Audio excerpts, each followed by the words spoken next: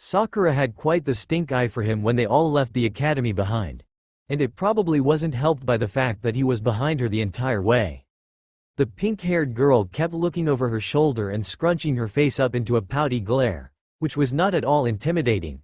It was all the more amusing when taken into account that she was trying to, subtly, keep her arms crossed behind her back, with her palms hanging over her backside to hide it from view. Both because one, her top already came down over her shorts, so unless it was really windy or she was pulling some acrobatic movements, it would block her spandex-clad booty from view. And second, her hands were much too small to hide the dump truck she had back there. Either way, it gave him a good little laugh. That may have incensed her a little bit more. Oh well. It didn't take long before they all arrived at Training Ground 44, a few stragglers taking a bit longer than the rest to make it, mostly foreign teams who didn't know the layout of the village well.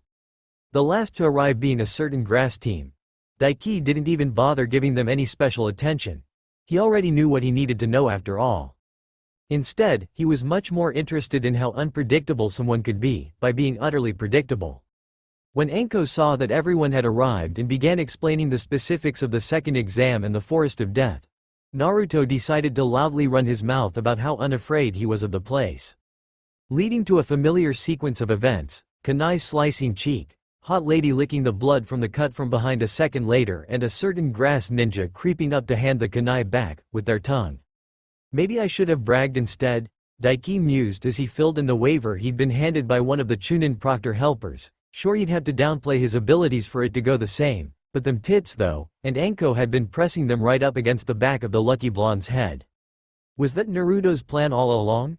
It would make sense, since he hadn't expected him to run his mouth when he hadn't at the end of the first exam. If so, he had to hand it to Naruto. He deserved a pat on the back for that move. He'd give him one later. He met the blonde's eye and gave him a thumbs up. Naruto gave him a confused look, before grinning right back at him and flashing him a thumbs up in return. Daiki nodded, before looking away. His eyes drifted to the booth that had been set up in front of the Forest of Death, where each team would enter, hand over their waiver that had them consenting to the fact that Konoha was not going to be held accountable if they died a miserable and pathetic death in the forest and be given either an earth or heaven scroll. He hadn't really been paying attention to the teams entering and leaving. He'd be picking his target once everyone was ready. But his interest was definitely piqued by the team that made their way out at that second. Looking at them, they didn't seem all that impressive. A pair of dull-haired boys, one with gray hair, another with light lavender, one tall and thin, the other shorter than Daiki and very pale, almost unhealthily so. It was the girl that grabbed his interest though. She looked to be a few years older than him, probably around 16 at the most, with fair skin and a dusting of freckles over the bridge of her nose, a pair of cute lavender eyes and brown hair tied up into a ponytail with 2 strands hanging over her forehead. She wore a pink blouse, with a turquoise and red patterned dress, which she filled out quite nicely, while a pair of pink chaps drew the eye to her long fair-skinned legs. She was cute for sure, and he liked her hairstyle a lot, like Anko's, but cuter, more peppy.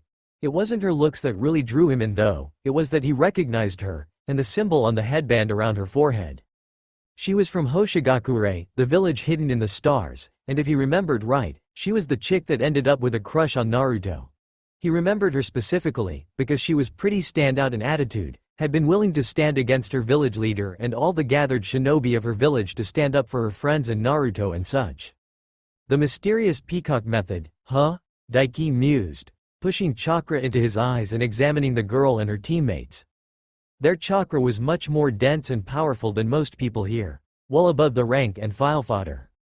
It came at a cost of course. The girls' 2 teammates, their chakra was fluctuating pretty consistently, and damaging their coils.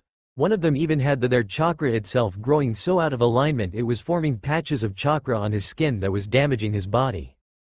The seal I've been working on for the Stone of Gelel might work on that meteorite as well. He mused. He designed it with the help of Isobu, specifically making his Biju chakra harmful to him, to filter out any harmful properties and purify it into something beneficial. He put them out of mind for the moment as he was called over to the booth to grab his scroll. Anko looked up at him as he entered from where she was sitting, before an eyebrow raised. Well, look who it is, she smirked, if it ain't Mr. Special himself, the kid with the eyes of the Hokage himself. Huh, she knew him. Well, He supposed quite a few people would now. How many people know about me now because of this mess? He asked. Oh, a ton. Most of the top Jonin and Chunin were at the meeting where the Hokage put you up to take this exam by yourself. Even a bunch of clan heads, Anko freely admitted, crossing her arms under that amazing bust of hers before looking him up and down. Gotta admit, not really sure what the big deal is, but I suppose I'll see if you're worth the hype through this exam. She mused, dismissively. Well, it wasn't like she'd ever seen him in action and he was a Genin Corps member still, so he could understand the thought. It still grated on his pride though to have such a hot-ass bodacious babe of a woman dismiss him like that though. Actually, it grated in general. Kurenai's sensei thought the same, and we all know how that went. He shrugged, a smirk of his own appearing on his face. Anko blinked before she snorted, not really, that bitch has been right tight-lipped about what went down when she tested you. She pretty much just keeps repeating the same thing, that you're definitely good enough. The purple-haired beauty shook her head. Honestly, the way she's acting, it's just like how she did when she got drunk stupid and let some idiot talk her into their bed. Daiki blinked, and wasn't sure how to respond to that. Oh, you've got to be kidding. Anko face-palmed and groaned. Apparently that reaction of his was enough for her to infer enough. That stupid slut fucked you, didn't she? Wow, that was a lot of vitriol there. Weren't they supposed to be close friends or something, or was he misremembering something? I mean, she told me not to tell anyone, but yeah, Daiki shrugged, unable to stop the smirk on his face from growing with pride. I wasn't interested in her little test for me at all. She was nothing to me. She got all huffy when I did though and decided to bet her body against me in her little test because she caught me checking her out, and I kicked her ass and had some fun with her. Since Anko already guessed, he didn't see any point in hiding it. The former apprentice of the snake Sanin burst out laughing. Oh, that's amazing. She guffawed, leaning over and slapping her knee in pure amusement. This is the best thing I've heard in ages. She's been acting all haughty since she got promoted to full Jonin and here she is getting fucked by some Genin kid. Are you not friends with her? Daiki found himself asking. Her pure amusement out of it was throwing him for a loop. Anko scoffed, me and her? As if, we're comrades, but that's it, I'm not a fan of that haughty attitude of hers. That girl needs a reality check. She has no idea how stupidly strong the real monsters of this world are, she retorted, before grinning at him again. I suppose you must have given her a bit of one, kid? I mean if you count me beating her in less than a minute and then fucking her silly all night long until she passed out, then waking her up, making her suck my cock and then kicking her out so I could get back to my training as giving her a reality check, Daiki rattled off, before shrugging his shoulders, then yeah, I gave her a real hard reality check. Damn, Anko huffed in amusement. This will be great to hold over her head the next time she acts all uppity and thinks she's better than most of us and on the same level as Kakashi of all people. He gave his word about not telling people so her reputation wouldn't get a black mark. He was only loose-lipped here because Anko guessed correctly. But he should probably make at least a token effort to defend his fuck buddy. I mean, it wouldn't have changed all that much if you were in her place. Daiki pointed out with a shrug. I'd still kick your fine ass just the same as her, and I'd plow you silly just the same. I just enjoy it more. His eyes blatantly drifted to her large round breasts stretching out her mesh shirt. With her crossing her arms like that and squeezing them up, he could just about make out her skin underneath the thick mesh. You think so? Anko smirked at him, unbothered by the claim, or his ogling eyes. In fact, she tightened her crossed arms, pushing her breasts up even more for his gaze. You're a real cocky brat, huh? Hugely cocky, he shot back, baring his teeth at her challengingly, biggest Kurenai ever had by far if the way she was squealing and shouting about how amazing my cock was, is anything to go by. The situation was sending blood rushing to his groin rapidly. He had to shift his hips a bit to make his dick harden down the length of his leg so it didn't tent out his pants like Manda had transformed into a giant spear. Must be pretty big then if that slut says so, going by how many guys she's fucked. Anko shrugged and stood up, before blatantly reaching forward and cupping his crotch, whistling as she got a feel for what he was packing. Well, you're not lying at all, huh kid, pretty damn impressive. H's fingers twitched and he had to resist the desire to reach out and cup one of her breasts. You wanting the same treatment Kurenai got then? He raised a brow at her. Nah, I'm good. Anko shrugged and just as suddenly, her hand was gone from his dick and she held a white-colored scroll up for him to take. I'll take your word for it. If you can give that haughty genjutsu bitch the fucking of her life, I don't doubt you could for me as well, seeing as I'm a virgin and all and have no experience in that department, but I'm not interested. Waiver please. A shit-eating grin appeared on the woman's face. Daiki just stared at her. There was a lot to unpack there. For one, what a fucking tease. For two, Anko was a virgin, going around dressed like that. Woodenly, he handed the waiver over to her and accepted the heaven scroll. What am I supposed to do with this? He deadpanned, gesturing to his crotch. Not my problem, kid. You should get a handle on your hormones. Anko shrugged. If it bothers you so much, just find a kunoichi in the forest and have your way with her. Though keep it to the 4-in-1's That girl that left with her team before you. The star girl, she was pretty cute. Why not hunt her down and grab her? If you can beat a Jonin, Kurenai or not, you should have no problem taking her and her team down. Did she just tell him to go rape foreign kunoichi to get his rocks off? He left the booth a minute later, his heaven scroll stored in his dimension force seal in a bit of a daze. He'd almost forgotten since returning with Isobu. Just how brutal a world this was. Despite the horny days Anko left him in, it didn't stop Daiki from scouring the gathered genin ready and waiting to take the exam with his eyes. And it didn't take him long to pick out his target. Not the star team though. No, rather, he found an Iwid team, comprising of 3 males, all older than him, each uniformed in states of red dress a lot like the upper-rank outfits the typical Iwid chunin and jonin tended to wear. The red drew his eyes like a bull and his horniness was forgotten, his crimson iris gleaming. They'll do. He grinned savagely, especially since he could see they had an earth scroll. Perfect, not only could he blow off some steam by slaughtering those damn rock humpers, he could test out a little something he wanted to try out and get what he needed to pass the exam at the same time. It was a win-win-win for everybody, and by that, he meant him, and not them, because those fuckers didn't deserve to win anything. They were losers after all. Minutes later, they were directed to the gates around the training ground. Daiki made sure to get one right next to the Iwid team. And kept his eyes straight forward and set. And not long later, Anko announced the beginning of the exam, and every single team shot through the gates. They each had 5 days to pass the exam. Daiki wouldn't even need 2 hours. He turned and looked to his right in the direction of where the gate the Iwid team entered through, and easily found them with his eyes. With the sheer range on his gaze, he could see the entirety of the forest for the most part just by sweeping his gaze. If he had the 360-degree vision of the Byakugan as well, he could monitor the entire forest with his eyes literally closed. The tree branch he'd landed on after entering the forest, splintered and fell apart as he took off with a body flicker, grin stretching his cheeks as he chased his prey. As he traveled, Daiki focused chakra into his eyes, and a shimmering red dust formed around him spreading out from his iris, before rapidly submerging into his body. He completely hid his chakra's signature. Now, not even a sensor ninja would be able to sense his chakra even if he was right behind them. It didn't take him long to catch up to his targets. They weren't on the move long for all after all. As soon as they had traveled far enough to reach a small clearing, they quickly jumped to the ground and formed a barrier of stone up over them, hiding them from view and protecting them at the same time, almost like a shell.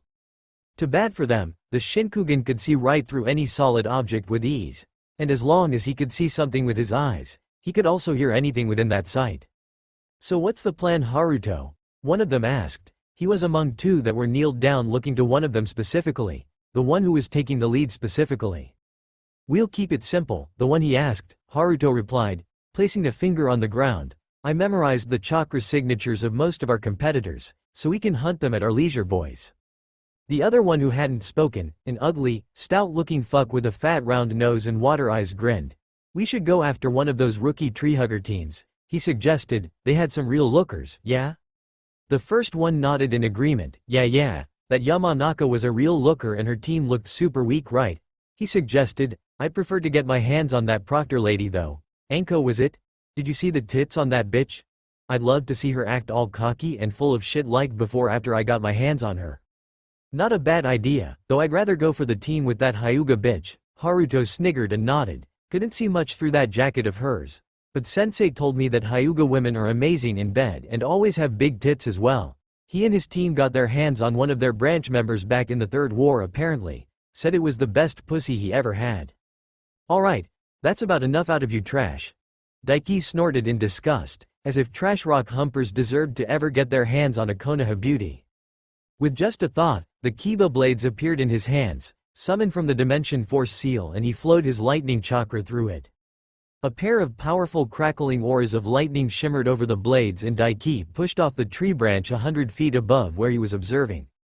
A split moment later, his blades carved through the earth dome like a pair of hot knives through butter. The dome shattered apart, and he was in amongst them before they even realized it. The right blade lashed out and sliced right through Haruto's arm, lopping it off at the shoulder. The idiot only had time for his eyes to widen and not even register the pain before his foot connected with his temple and smashed him hard, the Iwa ninja sent flying through the air from the blow. Haru, the one who wanted to get his hands on Ino, gaped in shock, but again, was too slow to do anything with the surprise attack. His left blade stabbed straight through his stomach and then lit him up like a Christmas tree. He screamed in agony before going limp. He pulled his sword out and turned to the last, who had the sense to jump away from him. The stone shinobi gaped at Daiki, before a furious snarl overtook his features. You bastard, he roared, running through hand seals, 8 of them in rapid succession, landing on the snake sealed to end with, Earth-style, Stone Dragon Jutsu.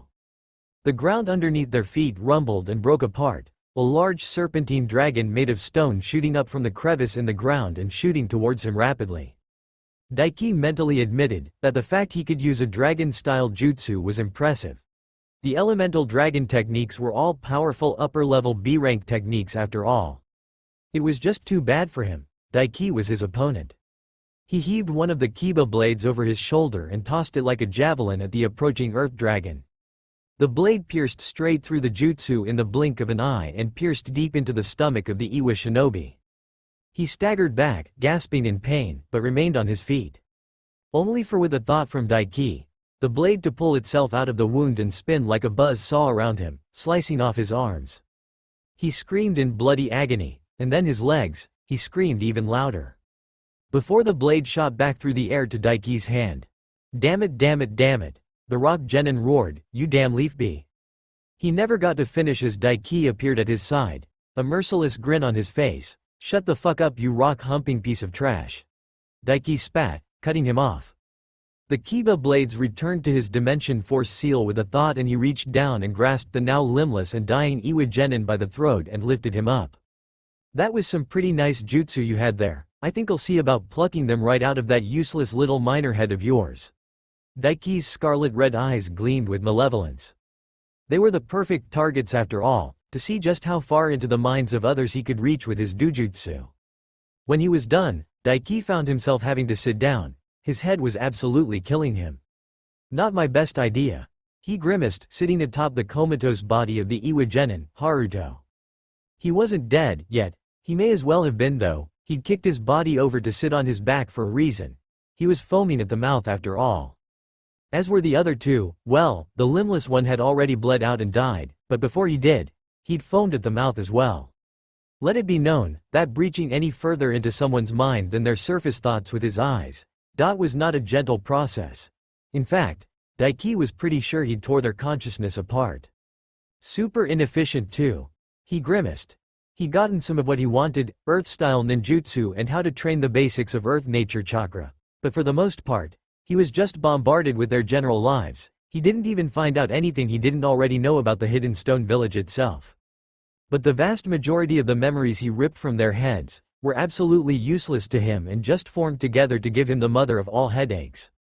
Though he did learn something interesting. This team of mini rock humpers, their sensei, was one of the shitheads who killed him originally.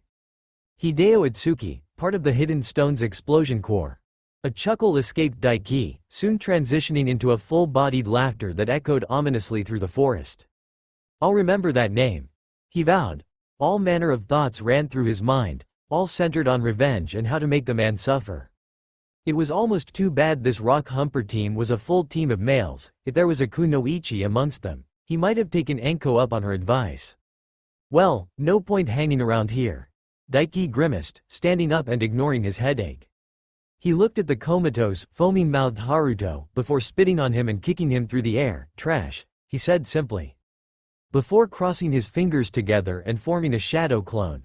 Then he held out his heaven scroll and the earth scroll that he'd looted from the 3 stupid useless weakling trash miners for his copy to take. The clone accepted them with a nod, and without saying a thing leapt into the trees and rushed towards the tower in the center of the forest. There was more he wanted to check out in the forest, but that was no reason why he shouldn't break the exam record of 4 hours before Gaara and his siblings and make it his bitch. With his clone gone to complete the exam for him, Daiki idly looked around, his gaze sharpening with chakra and peering over the vast scope of the forest itself. He found Team 7 easily enough, and didn't see anyone within their range quite yet. He located the grass team easily enough as well, and it was easy to see the switch had taken place already just from the sheer amount of chakra the grass genin he'd observed before now had. They weren't anywhere close to Sasuke and his team, but then, the exam had only been going on for about 20 minutes or so. Maybe I should go pay a visit to the star team? He wondered. Though, definitely not to follow Anko's advice. He wanted to absorb some of their chakra, especially from the guy who had so much of the star chakra it was physically seeping into his body and damaging him. He could stimulate the chakra itself, or even have Isobu do it and have no need to go for the star itself. The mysterious peacock method was very interesting. It was pretty set in what it could and could not do, but the chakra manifested with the technique was incredibly dense, a shroud that was physical and stronger than steel. It reminded him a lot of the Susanoo of the Uchiha clan's Mangekyo Sharingan. If he could learn to use that technique in conjunction with, say, Isobu's chakra cloak, it would work as armor for him as well, and then he could reverse it around to use his own chakra as armor in full Biju mode. With his thoughts on that, he made his through the 3 IWA bodies, looting them for all they were worth and absorbing every little bit of chakra they had in their bodies with the infinite armor. They were definitely dead now, but at least they were worth more now than they were in life as rock trash. With that done, he searched the forest with his eyes, searching for the star team. It's too bad I can't get my hands on a Susanoo of my own. Combining it with the mysterious peacock method would be insane, he mused. But the only Sharingan around now were either in Danzo's possession or Obito's. Well, Sasuke and Itachi had Sharingan as well, but he wasn't going after their eyes. Honestly, he'd much prefer Shisui's eyes and Susanoo. That guy was awesome. But his eyes were gone, one in Itachi's possession, the other in Danzo's, which meant he'd have to gank both of them to get both eyes for the Susanoo. Daiki paused. Wait. Isn't Shisui's body in the Naka River? Daiki suddenly remembered. Sure, it would be in a terrible state having been down there for years now, and it didn't have his eyes anymore. But Sami's corpse had long since lost its eyes among other things, and using enough life force his body had been restored to its prime, eyes regenerated and all. And he'd built up quite a decent amount of life force within the infinite armor since he got it. He hadn't even used any for himself yet.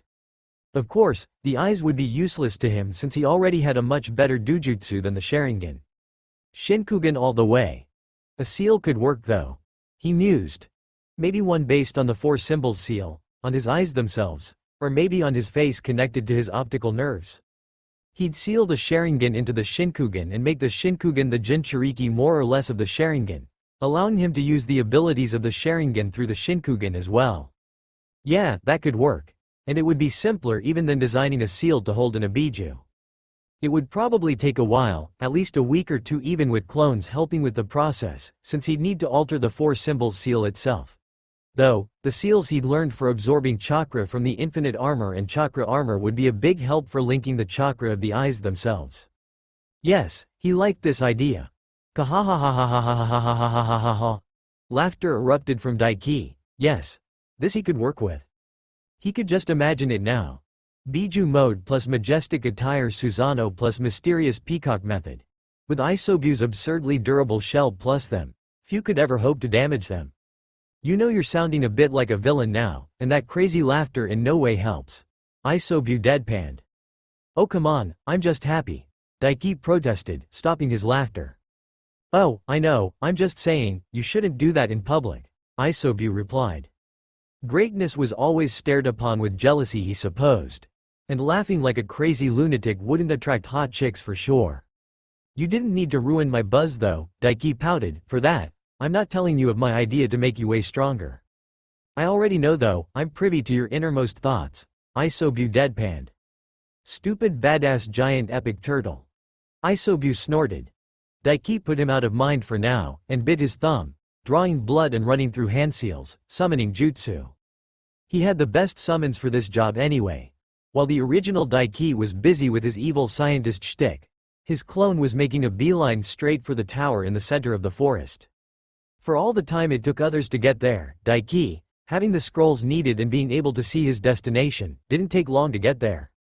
And long before anyone else at that. He entered one of the many doors of the tower, closing the door behind him and finding himself in a wide open spacious room. 2 doors on each side of the opposite wall, while in the middle a message sat on the wall. Without heaven, it was a fragmented message, and a hint for anyone who made it this far with both scrolls, to open them now. As he unrolled the scrolls and idly glanced at the seals engraved in them, before tossing them on the floor, Daiki idly wondered who would be coming to see him to congratulate him on passing. There was a poof of smoke as the summoning matrix activated. He wasn't at all expecting the one who appeared though. A familiar elderly man, liver spots on his face, adorned with red and white robes and a kick-ass pointy hat. "Ah, Daiki-kun," the Sandame greeted him with a smile. "I expected you to reach here first, I know, but not this quickly. 38 minutes since the exam started. I have to admit, I am impressed."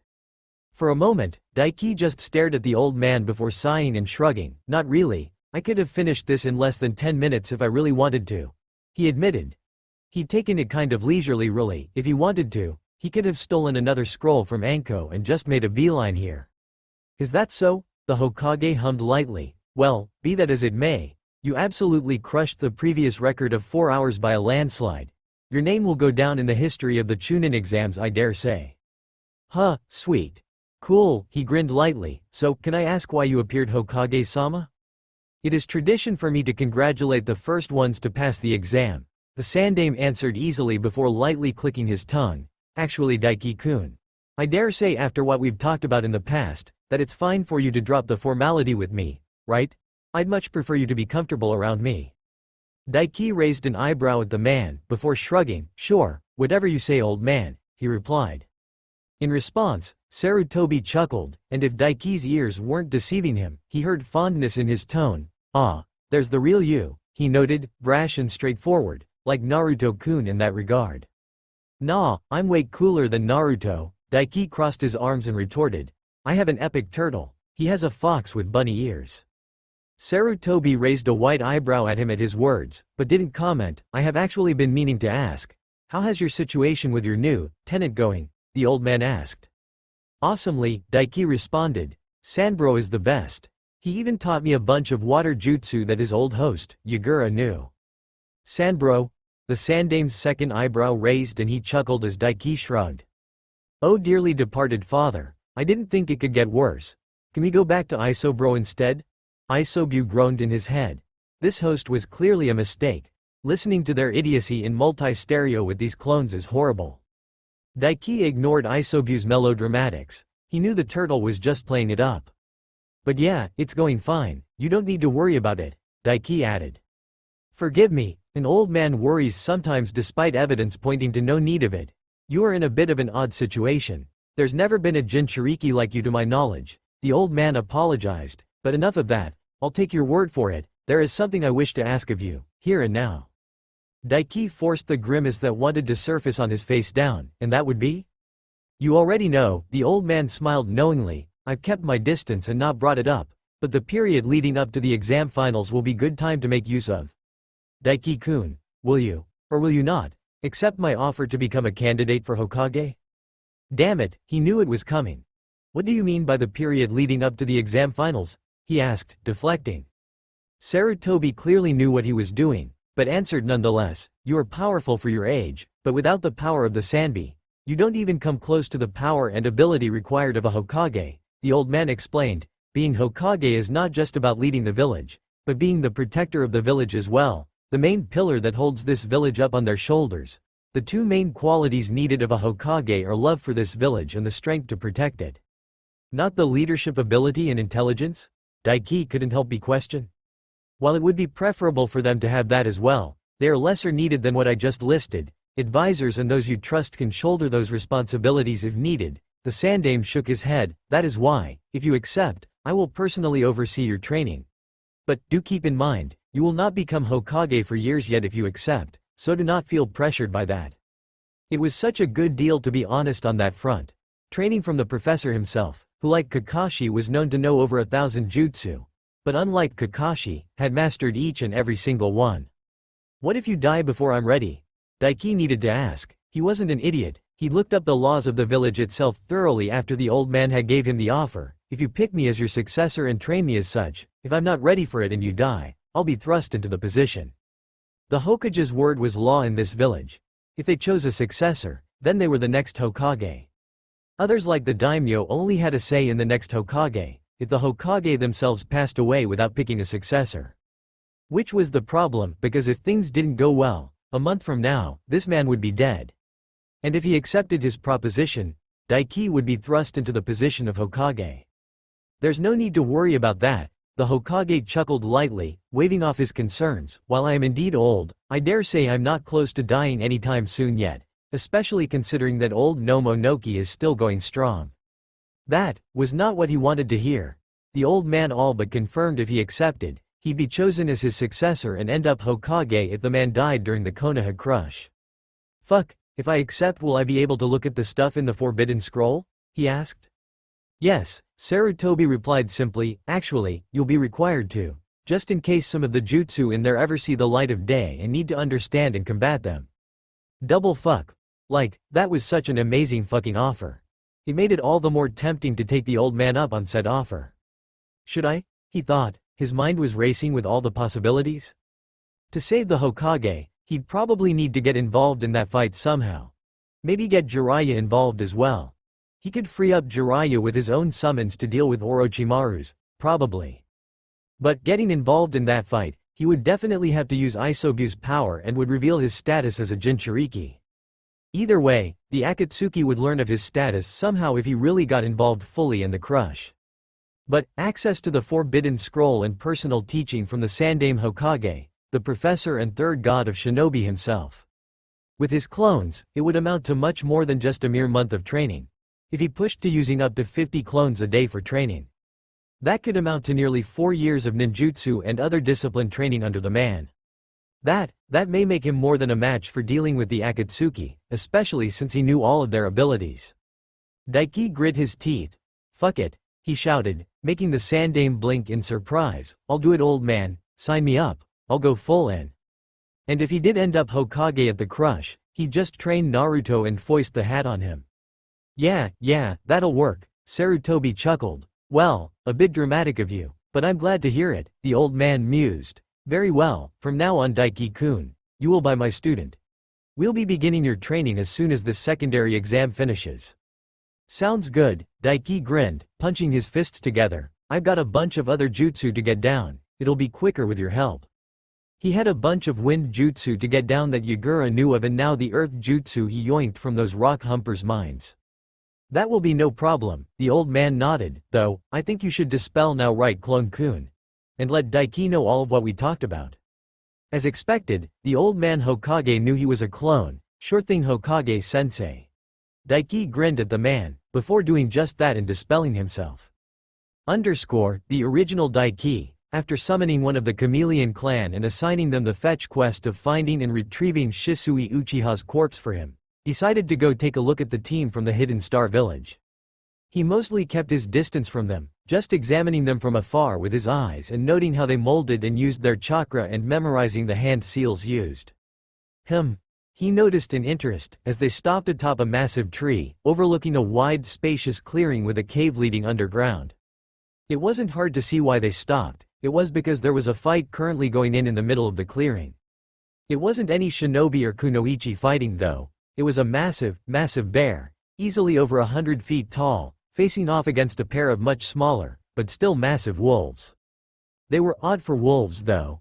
Easily 50 feet or so tall, with blue, gray and white fur, and black lion-like manes around their necks. Though, one of them had an extra bit to their mane that came up over their head like a spiky black mohawk. They were black mane wolves if he wasn't wrong. They were native to Fire Country, though. These ones were much bigger than the usual variety of them that were more akin to the size of normal wolves. Why the hell did every creature in the Forest of Death end up supersized? And it was odd in of itself that they were actually facing off against the much bigger bear. But, a single glance at the cave entrance and seeing underground with his eyes told him why. 4 much smaller wolves were hiding within the cave itself, out of sight. He said smaller, but they were still massive compared to normal wolves. A good 10 to 15 feet in height. Wolf pups, he assumed, and the two fighting were the parents trying to protect them.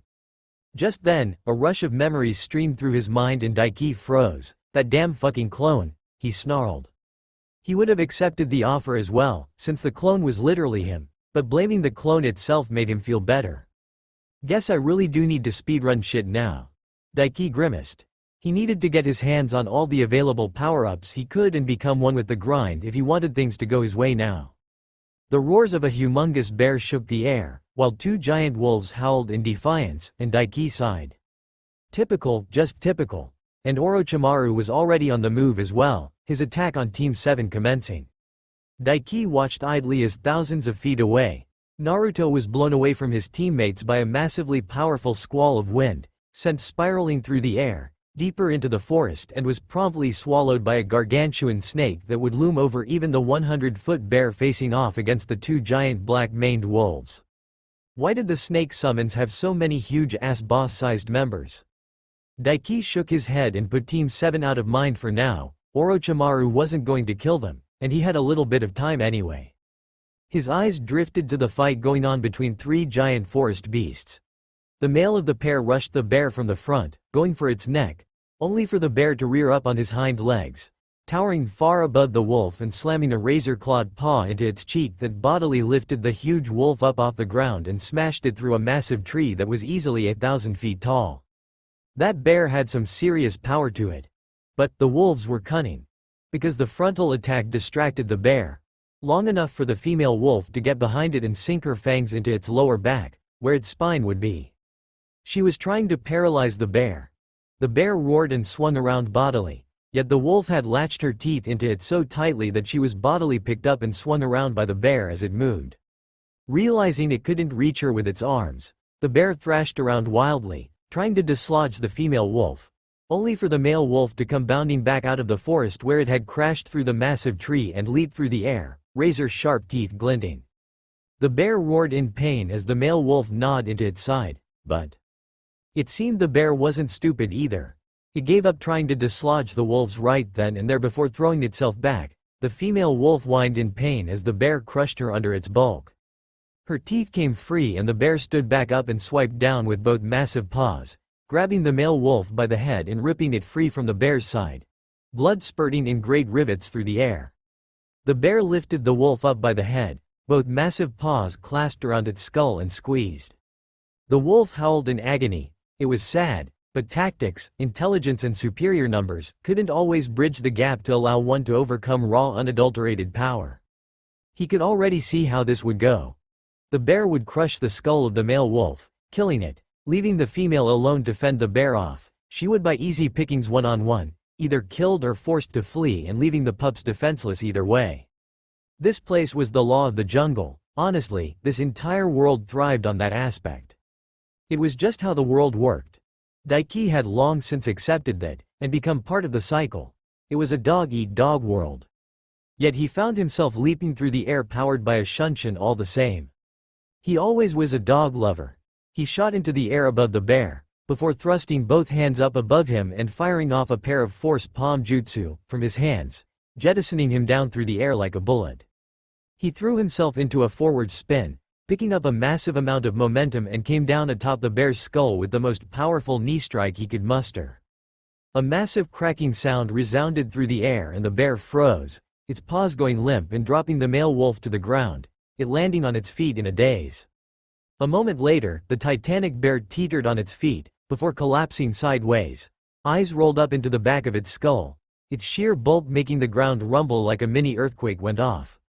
Standing atop the comatose or possibly dead bear, Daiki met the eyes of the giant male wolf that stared at him wide-eyed, shocked. Joined a moment later by the female, tenderly limping over to her mate and eyeing him warily. "You're welcome," Daiki told them dryly, eyes glancing up into the tree line where the star team stared down at him absolutely wide-eyed. They promptly turned tail and fled. Daiki made a shadow clone. The clone immediately shot off into the tree line after them. Daiki eyed the pair of wolves, before sitting down on the bear's head cross-legged. Now that he looked at them, these wolves were kind of cool looking. When their pups grew up, they'd be a pack of 6 huge wolves of this size. Pulling a Kakashi and training these things to be ninkin, that would be a hell of a power move. Especially since with their immense size, they'd be much more combat able, and Pakun took on Jonin and shit in the other timeline. He didn't really need them for himself, but they could be a good gift for somebody and be a big help to him later through them becoming stronger. Who did he know that needed and wanted a summoning contract? Sasuke wouldn't need them, even if he didn't go to Orochimaru. He'd get his hands on the Hawk contract no doubt somehow, and the Uchiha had access to the Cat contract as well. Hanabi already had her tiger, though he made a mental note to hunt down some more for her, get her a whole pack of M. Hinata then? Or maybe Tenten? Yeah, Tenten wanted a contract, didn't she?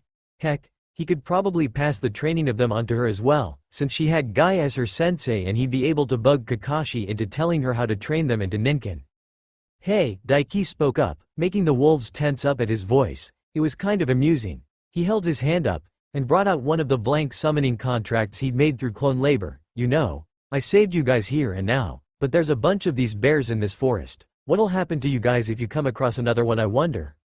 He almost felt like a skeevy car salesman.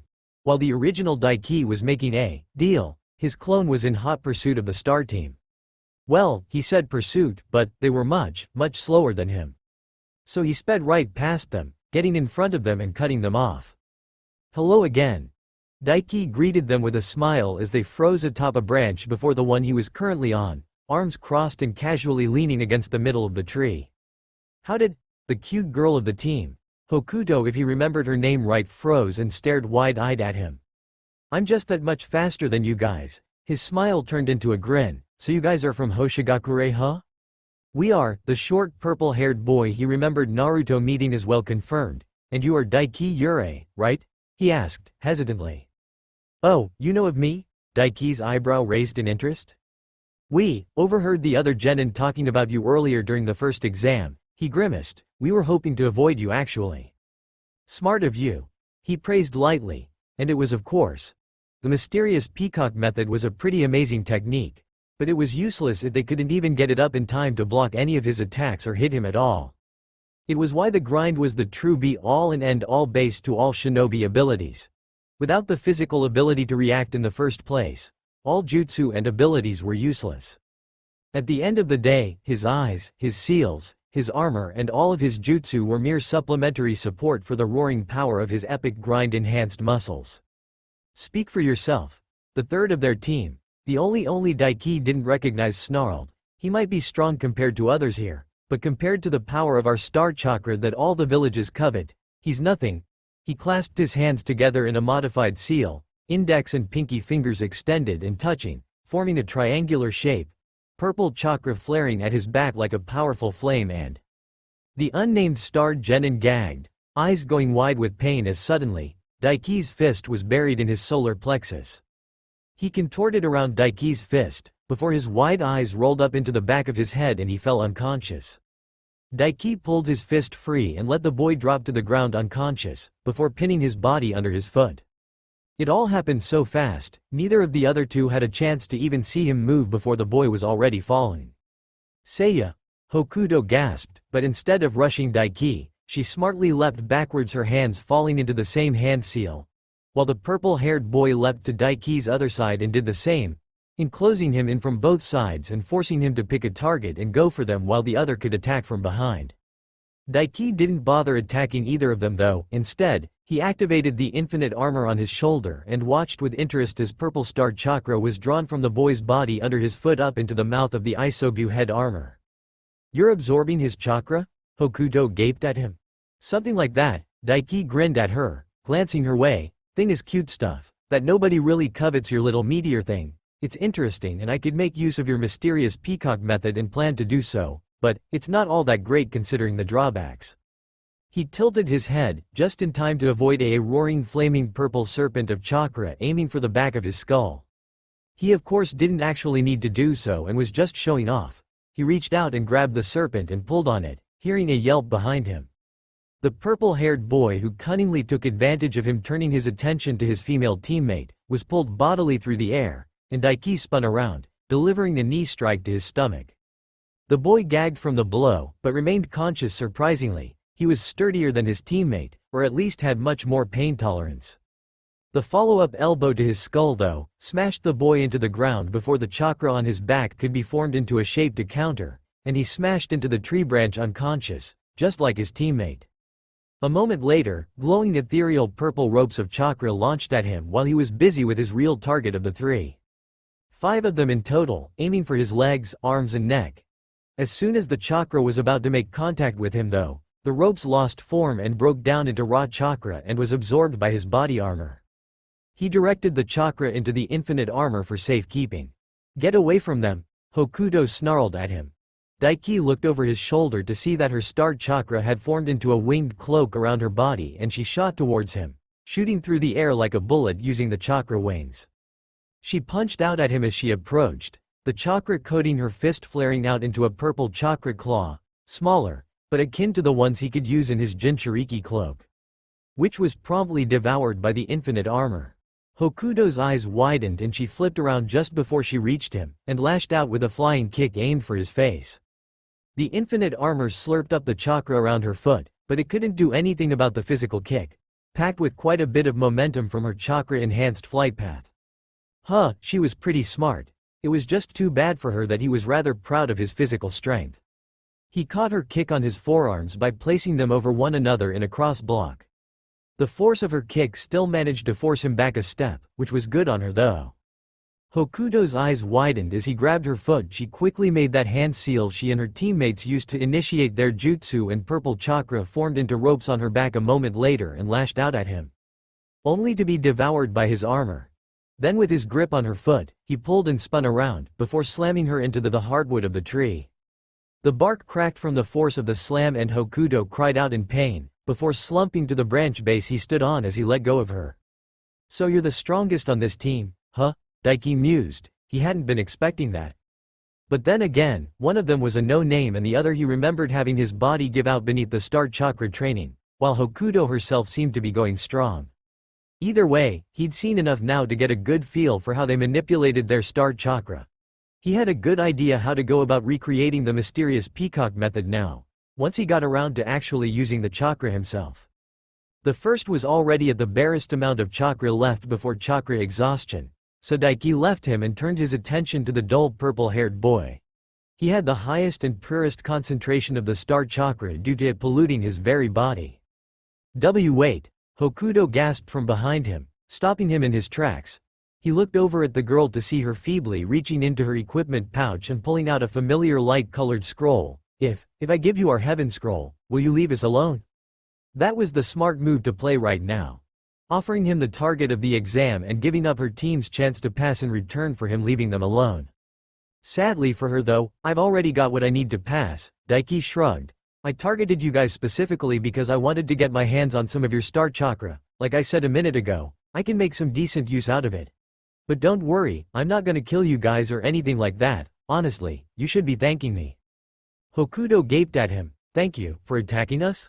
"More or less, but more on the side of me saving your teammate's life." Daiki grinned at her and reached down, grabbing the purple-haired boy by the collar of his jacket and lifting him up. "After all, that special training you guys do around your little meteorite back in your village, it's killing you guys," he revealed, before reaching over with his other hand and pulling up the boy's jacket to reveal his lightly muscled, yet rather thin torso, and the deep, purple glowing flame-like markings spread all over his stomach and chest. "What is that?" The older girl went wide-eyed, before biting her lip, coming to a realization herself. "Is that star chakra?" "It is, isn't it? I can feel it." "There's a reason your third Hoshikage banned the star training in your village, you know," Daiki helpfully informed. "It makes your chakra much stronger and grow rapidly, but, in the process, most of you going through the training will die." These markings on his body. "It's chakra poisoning, specifically, a poison known as radiation. The effects of the star seep out of your chakra network into your body and attack your organs, cells and such. Even on the 1 in 1,000 chance you survive the training, your lifespan will be drastically cut short and you could die at any time." Hokuto stared at him for a moment, before swallowing heavily. "If it's like that, then why do you want our chakra for yourself?" she questioned. She was probably looking for any fallacy in his words, a way to deny his words. He couldn't exactly blame her. After all, he was basically telling her that their current village leader was putting them through training that would kill most of them. "Because I'm amazing," Daiki shrugged. I've developed a special little seal that will filter out the radiation poisoning from the star chakra, purifying it and making it safe for me alone to use. That, Hokuto bit her lip, shaking her head. How do you know all this? Why did you make a seal like that for our star chakra? How long have you been planning this? Again Daiki shrugged. Actually, the seal was made for something else. You guys just popped onto my radar when I saw you were here. Nothing more, nothing less, he replied. As for how I know all this, information is power, and let's just say that I've got some very useful spies that report to me all manner of things like this. This isn't fair at all. Hokuto sighed in defeat, slumping against the branch, a bemused smile splaying across her face. Life isn't fair. Daiki shrugged and proceeded to drain the chakra from the boy in his grip. He drained the boy right to the point before chakra exhaustion, and he watched as the glowing purple markings from the chakra spreading out through his body faded away, before letting the boy go and letting him slump to the tree branch again. Clearly, she groaned, what am I even supposed to do with this? How should I know? Daiki raised an eyebrow. It's not really my place to help you. Hokuto grimaced at his words, before gritting her teeth and forcing herself up on shaky feet. That seal you have, would it be possible to trade for it? She asked. Daiki paused. Now there was a thought. He really only planned on using it for himself, but it could be very useful to have Hoshigakure indebted to him. They didn't really have anything of worth beyond the star itself though, and if she brought up what he revealed to her, to the people of her village, especially that stand in Hoshikage fuck, she'd most likely be branded a traitor to her village. But if it went that way, he could work with that as well. A whole minor village able to use the mysterious peacock method freely would be very nice to have to help later on. But a single kunoichi amped by the full star itself, who was indebted to him, might be even nicer. How about I give you the seal, and you can show off how it works back at your village? Daiki mused. If your village is interested, they can get in contact with Konoha and we'll work out a trade deal. Hokuto blinked. You'd do that? She asked, surprised. Daiki shrugged. Think of it as a little bit of repayment for me getting rough with you guys and taking your chakra. He replied, rather gracefully if he did say so himself. Okay, the older girl nodded, before smiling brightly. So then, how do we do this? Daiki resisted the urge to smirk. It'll have to go on your torso, so you'll have to take your top and any underwear you're wearing there off, he replied. Hokuto's pretty indigo eyes went wide and her cheeks flaming red. Oh, she uttered, surprised. There was a smile on the original Daiki's face as he left the newly formed black-maned wolf summoning clan to enjoy their massive bear meal together. It was surprisingly easy to get them to agree to the summoning contract, and now they would become much stronger and smarter in the future because of it, and that wasn't taking into account them possibly getting ninkin training in the future. Now, he found himself playing spectator to Sasuke versus Orochimaru. Naruto had already returned, saved them and got his ass beat and was currently hanging like a rubbish bag pinned to a tree. He blinked, a rush of memories going through his mind suddenly, and he groaned, palming his face as blood rushed south. He could see in his mind's eye Hokuto, the cute older brown-haired girl, topless, fair-skinned, round perky breasts a bit larger than a handful, capped with rosy little nipples, how they felt in his hands as he moved them to apply the chakra filter seal correctly, and the taste of her lips as he stole a cheeky little kiss from her once he finished applying the seal. Fucking clones. Well, at least he had quite a decent amount of star chakra to start with now, and he could definitely understand what his clone planned and passed on to him. But he put that out of mind for now, and focused on the fight going on. It was dwindling to an end now. He watched as Sasuke bound Orochimaru to a massive tree with shuriken and ninja wire held between his teeth and ran through a few hand seals. This was it. In less than a minute, Orochimaru would give Sasuke the cursed seal. Such a useful thing that he had no chance of recreating on his own, not without Jugo's DNA. Honestly, the cursed seal itself provided a lot of benefits. Not only did it automatically draw in natural energy, allowing it to be passively collected and would allow someone to basically stay in sage mode as long as it was active, it also bestowed upon the user a sage transformation like Jugo's. And if Kabuto was anything to go by, both nature chakra style forms stacked together. He kind of wanted it himself. The only problem was dealing with that shard of Orochimaru's that was contained within the seal. You wouldn't need to worry about that though, Isobu piped in. To do it like that, the soul shard would have to enter your subconscious, which while for some people would be a very big issue, is a moot point for you when I already live in your subconscious. If you want that seal, then get it, I'll destroy the soul shard. Daiki froze. Are you sure about that? Daiki asked, voice serious. Because if so, that changed, while not everything, a hell of a lot. Shiramari and the Chameleon clan could not teach him senjutsu. It was one of the first things he'd asked.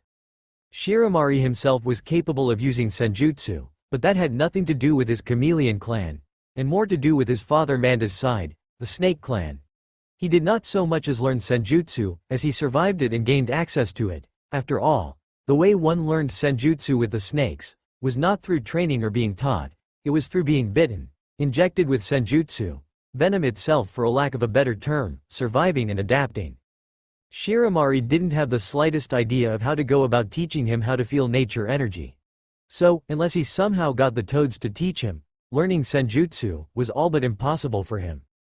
But the curse seal drew in nature energy. There was a slight possibility he could use it, in the place of the toad fountain oil Naruto used. Expose it to his body long enough and train to feel the energy itself. For all intents and purposes, the curse seal of heaven would be a stepping stone for him to create his very own variation of sage mode. Not toad, not snake, and not whatever the hell bullshit Hashirama Senju lucked into.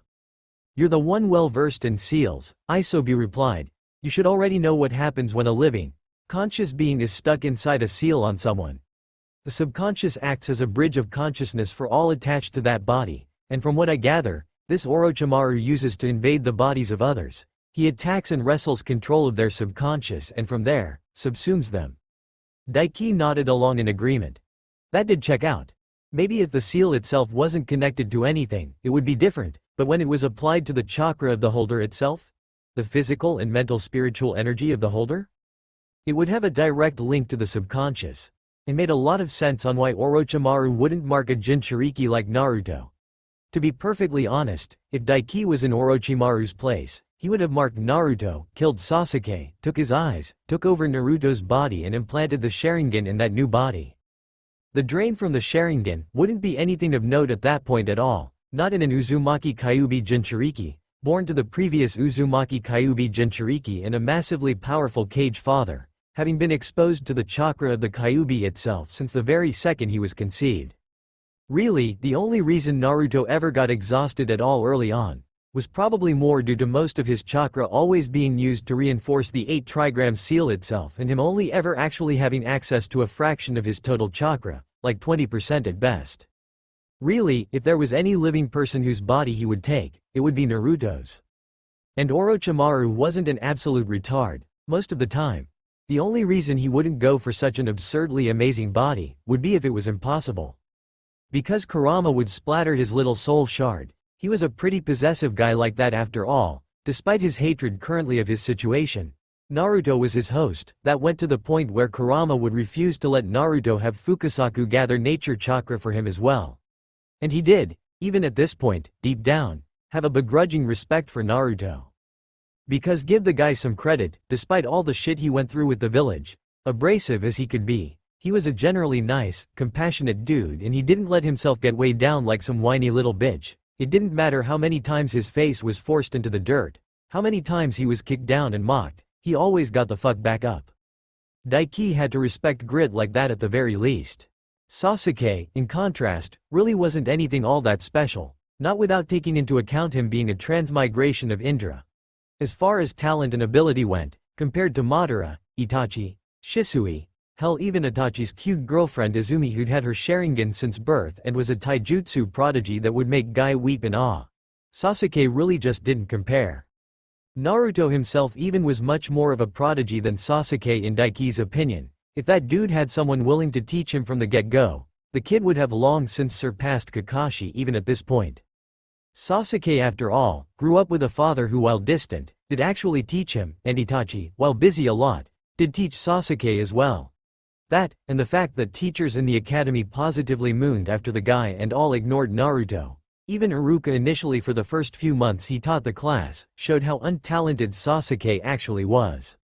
Ironically, pure talent-wise, Naruto was more like Indra and Sasuke more like Ashura. It was just the situation around the pair that made it seem like it was actually the other way around. Daiki slapped his cheeks. I'm getting off topic. He scolded himself before shooting into the trees in a blur of speed. He'd wasted a whole 2 seconds on that thought tangent. He really needed to work on his inner monologues. You do seem to like the sound of your own voice and reinforcing how you see the world to yourself. I'd say it was an identity issue, but let me be honest, you're just a bit of a narcissist. Isobu added his 2 cents. He was actually quite okay with that. Better a narcissist than someone who lacked belief in himself, Daiki replied, drawing lightly on Isobu's chakra, just enough to change his eyes and not draw on a cloak of chakra. Despite how little it was in contrast to the full thing, his speed increased noticeably, as if he was using the body flicker to speed up. There was about 2 miles of distance between him and his targets when he started moving. At his full current speed, he crossed that distance in less than 10 seconds, even without a straight path to follow. Orochimaru gave him plenty of time to arrive. The man had far too much fun playing with his prey.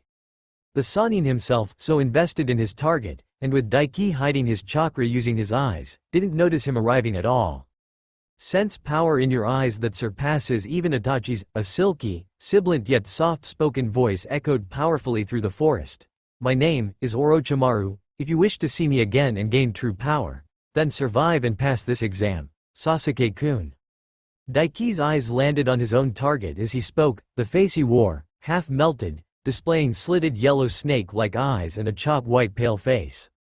Orochimaru formed a one-handed ram seal, and opened his mouth, his fang-like teeth growing noticeably, before his neck stretched and launched through the air so fast, Daiki wouldn't have even been able to track without the Shinkugan and Isobu's chakra enhancing him.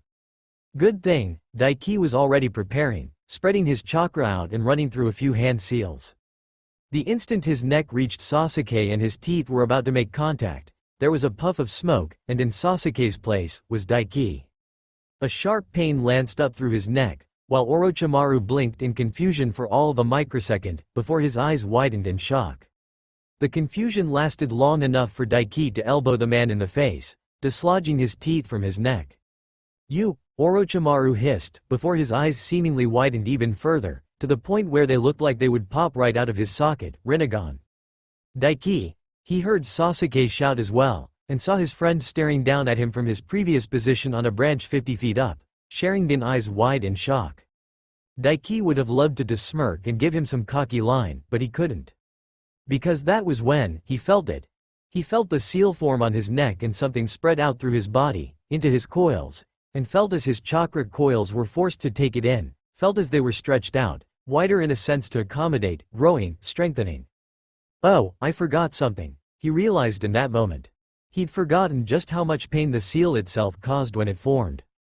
Daiki hunched, bent over and roared as liquid pain, like lava coursing through his veins, assaulted his senses. Instant regret. Isobu rolled his singular eye as his Jinchuriki screamed bloody murder in his head, keyword being inside. He was putting up a tough face and just making roaring, shouting angry sounds on the outside. That cool, composed, badass look he projected all the time to the other humans had to be the biggest lie of the century. He was a complete idiot of the highest order. But he was an amusing idiot, and that idiot, despite all his boasting and continuously growing arrogance, was his idiot friend. It had been a long, long time since he'd had a friend. In fact, had he ever had a pure friend? Even his caretakers tasked to watch over him as a youngling, more treated him with awe and careful respect because of his father. And even his siblings weren't the most affectionate. If Isobu had his way, he'd take the fact he actually deep down liked Daiki calling him Isobro to the grave. And he couldn't say that Daiki didn't make life amusing as the very least.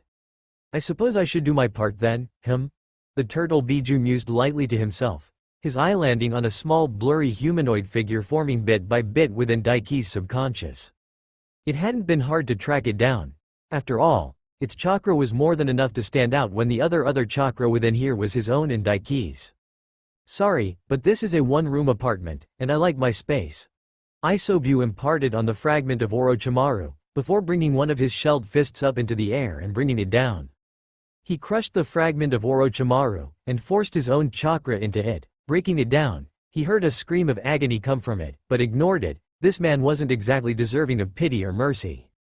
He seared the fragment's consciousness and body out of existence, breaking it down into pure chakra, before diverting it into Daiki's own chakra coils. It was a pittance compared to his own chakra capacity, but it would give a decent boost to Daiki's own capacity as it was currently. The pain was almost all-consuming, and he felt his consciousness begin to grow hazy. His coils felt like they were about to burst. He was dimly aware of a shout of worry and then a hand on his shoulder. What the hell did you do to Daiki? That sounded like Sasuke. No, that is not the Rinnegan, it is close, but a slight difference, and why can I not sense his chakra? No, it is not important, Ringer indeed though, Orochimaru's sibilant voice distracted echoed. Before. Cuckoo, that is my gift meant for you Sasuke-kun. It seems your young friend tried to come to your rescue thinking it a threat to you, but no matter. I have enough stored still to form another. Stand still now won't you? Like hell. Sasuke snarled. Fire style. Phoenix flower Jut Ga. The Uchiha gagged in pain. You are fast and skilled Sasuke-kun, but you are not ready for this stage yet, the same stage your brother stands on. Orochimaru's voice floated through his ears. Then, the haze on his consciousness suddenly disappeared and his eyes snapped wide open. The pain was still there, oh god fuck was it still there, but there was also a rushing sensation, almost like pleasure. It was power. His chakra coils and capacity erupted in size and scale, and he felt like he'd almost doubled in overall capacity. And that was before a new sensation, spread out from his neck and encompassing his entire body. His chakra exploded out of his tenketsu in a spiraling raging cloak of power that turned the very air into a vibrating maelstrom. There was one off thing about it though. His chakra, it was dark blue in color usually, but not now. Now, it had changed. A deep, royal purple with ebony black embers spread throughout it. Daiki felt amazing. He felt strong like this, incredibly strong. The power it gave him was almost akin to one of the tails of Isobo's full-on cloak form. So this is the cursed seal of heaven. Daiki clenched his fist, before whipping his head around, banishing any stray thoughts immediately. Orochimaru pulled his fangs from Sasuke's neck, allowing the boy to drop to his knees and scream in agony as the seal seared itself into his chakra network, just like Daiki before him. Damn, he was too busy recovering to stop that. Oi, Snake Man, Daiki grunted. How peculiar, Orochimaru took his attention off of Sasuke and eyed Daiki. I cannot feel the connection to the seal on your neck. And you are using the power of it already. How interesting. How did you do it I wonder? Those eyes of yours perhaps? His yellow eyes glinted with curiosity. Wrong. Daiki snorted, then moved. He disappeared in a blur of speed, and Orochimaru's eyes widened slightly in shock, the pale man leaning back just in time for Daiki's knee to spear through the air where his face was previously. Daiki thrust his hand out, a quick force palm jutsu shooting him down onto the branch the man was standing on and avoiding the counter kick the man retaliated with. A sweep was stepped over, but Daiki spun through it, launching himself into a roundhouse that the man couldn't simply dodge with being so close and the sheer speed he was moving at. Orochimaru blocked the blow with a forearm, but the force of it sent him skidding back. This is not the speed and strength of a genin, no, this isn't even that of a typical jonin, the man hissed in surprise. His surprise and curiosity left him completely open for the clone that burst out of the tree line behind him, bringing one of the sparking kiba blades down through his head, cleaving him down the middle. His body burst into mud. Shadow clone jutsu and are those the kiba blades? Where did you get your hands on those I wonder, child? Orochimaru hummed from above. His clone gave a yank on the handle of the blades, and they separated from his hands into the air, spinning like buzzsaws and generating a massive amount of lightning chakra and spread it to the clone as he ran through hand seals. At the same time, Daiki ran through his own. He was going big with this one. As one, they both snapped around to look up at Orochimaru. Ice style.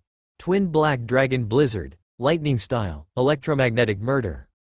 Drawing on the chakra armor over his torso, Daiki punched out both fists, and from them, a pair of massive serpentine black dragons with glowing red eyes erupted, shooting through the air at Orochimaru. A split moment later, his clone thrust his palms out, unleashing a massive wave of crackling electricity, far bigger than he could generate on his own, encasing the pair of ice dragons in the current of electrical charge. Orochimaru, a testament to his status as a Sannin, leapt back blindingly fast and with a shocking distance. Daiki didn't bother directing the dragons to chase him. They slammed into the place where he stood previously, before erupting, exploding outwards into a truly massive hurricane of icy black. tearing trees decades old and thousands of feet high up from their roots and sending them flying through the air as if they weighed that of a feather. The expansion and size of the jutsu was so large, it spread out and subsumed Orochimaru before the man could react himself. Daiki would have got caught up in it as well, if he didn't cut his losses and run. Using all his newfound speed, he had moved and retreated, and now found himself a good mile away, watching his jutsu roar toweringly high into the air. His clone landed beside him a split moment later, Naruto and Sasuke over his shoulders, while he had Sakura under his arm. Daiki, what? How? Sakura sputtered, green eyes staring at him wide, awed, even a bit horrified. In the very center, at the eye of the tornado, Orochimaru lay limp, his body sizzling, smoking and charcoaled, yet at the same time, frosted over. For all intents and purposes, he was dead. Not even he, a legendary Sannin, could take such an epically powerful jutsu and come out unscathed. Yet the body of the snake Sannin twitched, before its mouth opened and spread wide, and another Orochimaru pulled himself free, soaked to the bone, but otherwise fine. If I wasn't quick there with the replacement, I may very well have taken some rather gruesome injuries. The snake Sannin mused to himself, idly eyeing his shedded skin. Those injuries would not have killed him, and his healing ability was such that he would have recovered from them. But what an incredible jutsu! Orochimaru licked his lips, an ice-style dragon variation, too at that, used in a combination lightning jutsu amplified by the Kiba blades, Kukuku. A ringer indeed, Sarutobi-sensei. His old sensei was up to his old tricks, sending a little monster like that into the Chunin exams. And that was without taking into account the most interesting aspect of the boy. Those eyes, they were red initially, some form of Dujutsu Kabuto had informed him before, but then, those purple rings surrounding them, they looked just like the Rinnegan. Perhaps a precursor? He mused in thought. Like the Sharingan came before the Mangekyo Sharingan, possibly? If so, it makes sense how he cut the connection. Pain has a jutsu to absorb the very soul of a target through touch. It would make sense for the eyes that evolve into the Rinnegan itself to have access to such a jutsu, he thought. How fascinating. Disappointing in a way that his jutsu would be useless for taking such a body because of it, but fascinating nonetheless.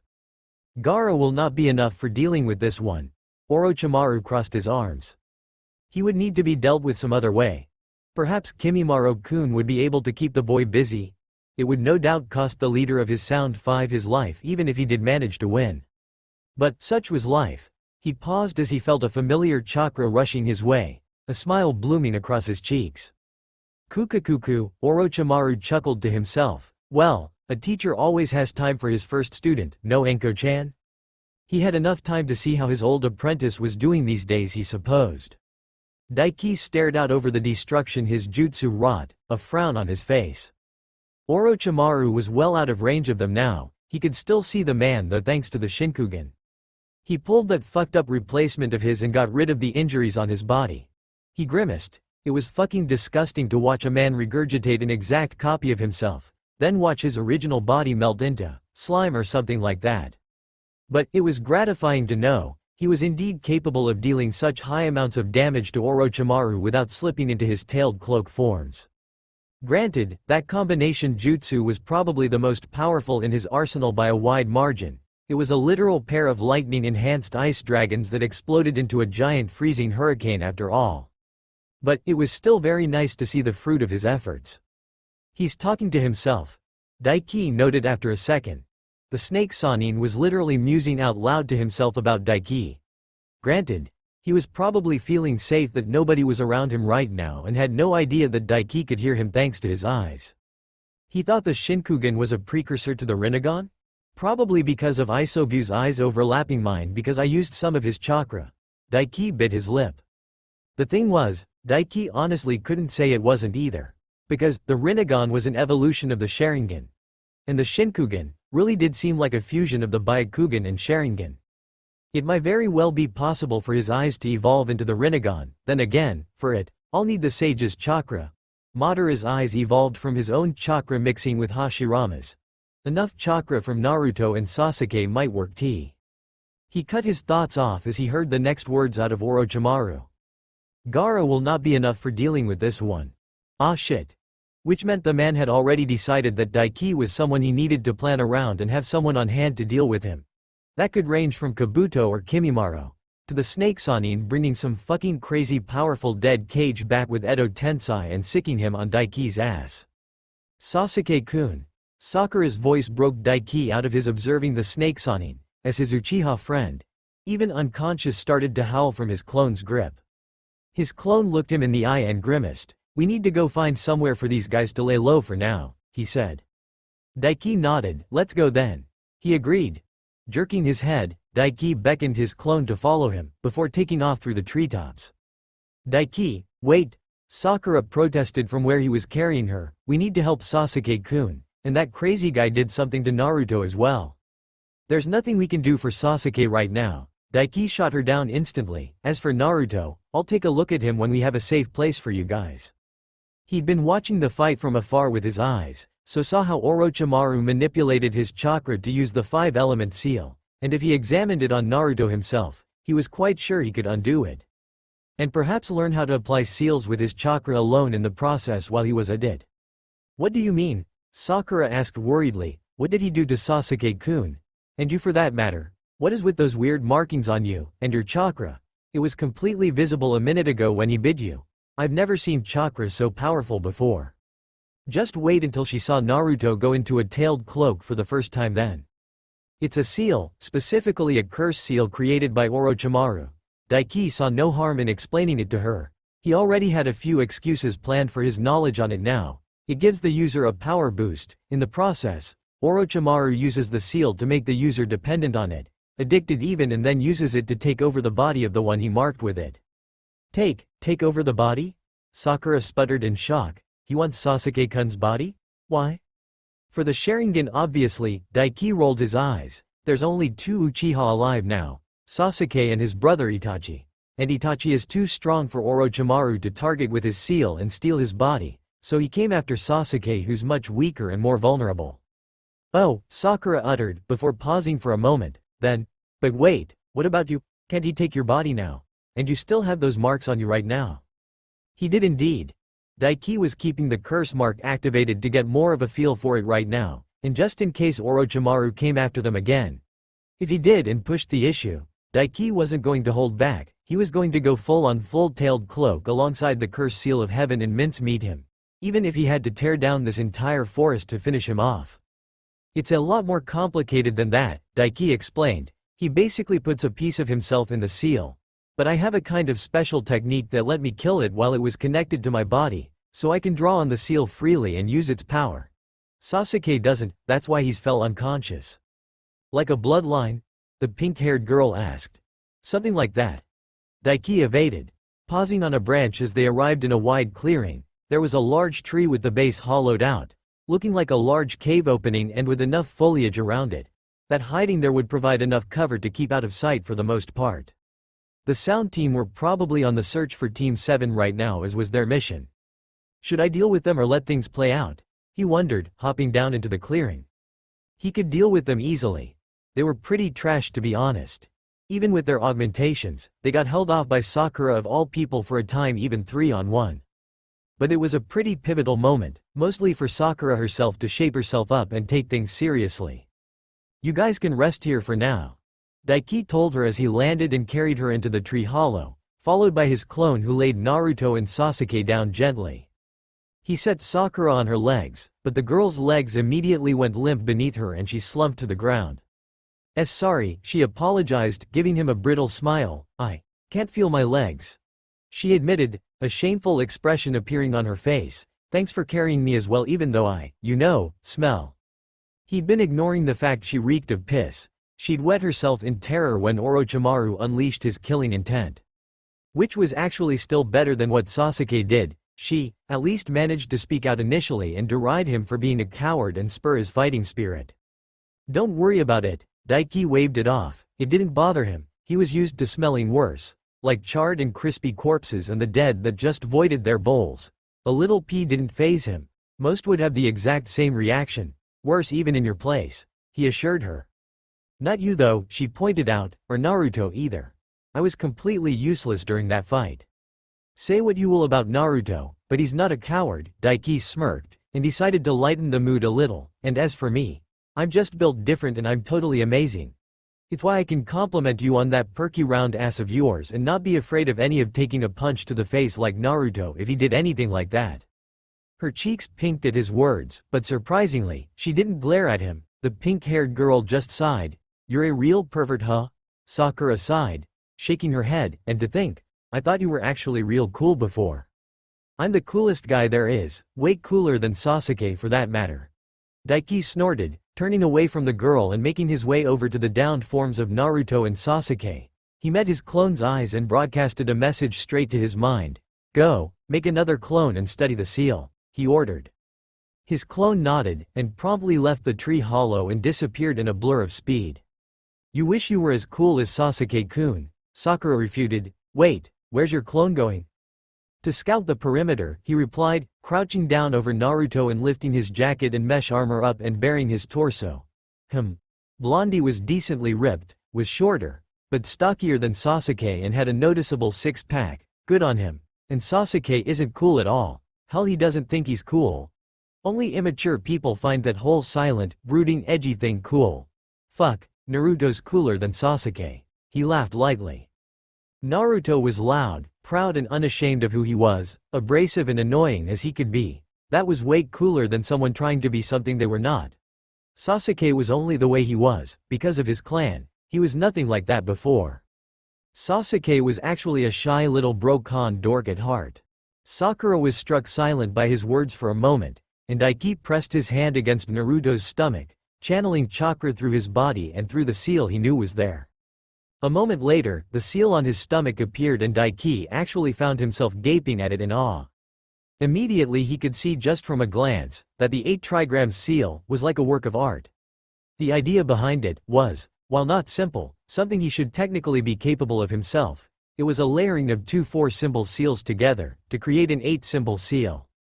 But the sheer quality of Minato Namikaze's 4-symbol seals put his to shame. It was like comparing the Mona Lisa to a toddler's scribbles. And that was before going into how he merged them. In a way, it was akin to someone taking the Mona Lisa and the Last Supper and merging them seamlessly together, to the point where Mona Lisa was there, as a natural part of the Last Supper. It was an absolute beauty of a creation, beyond anything his current skill would even come close to allowing him to replicate.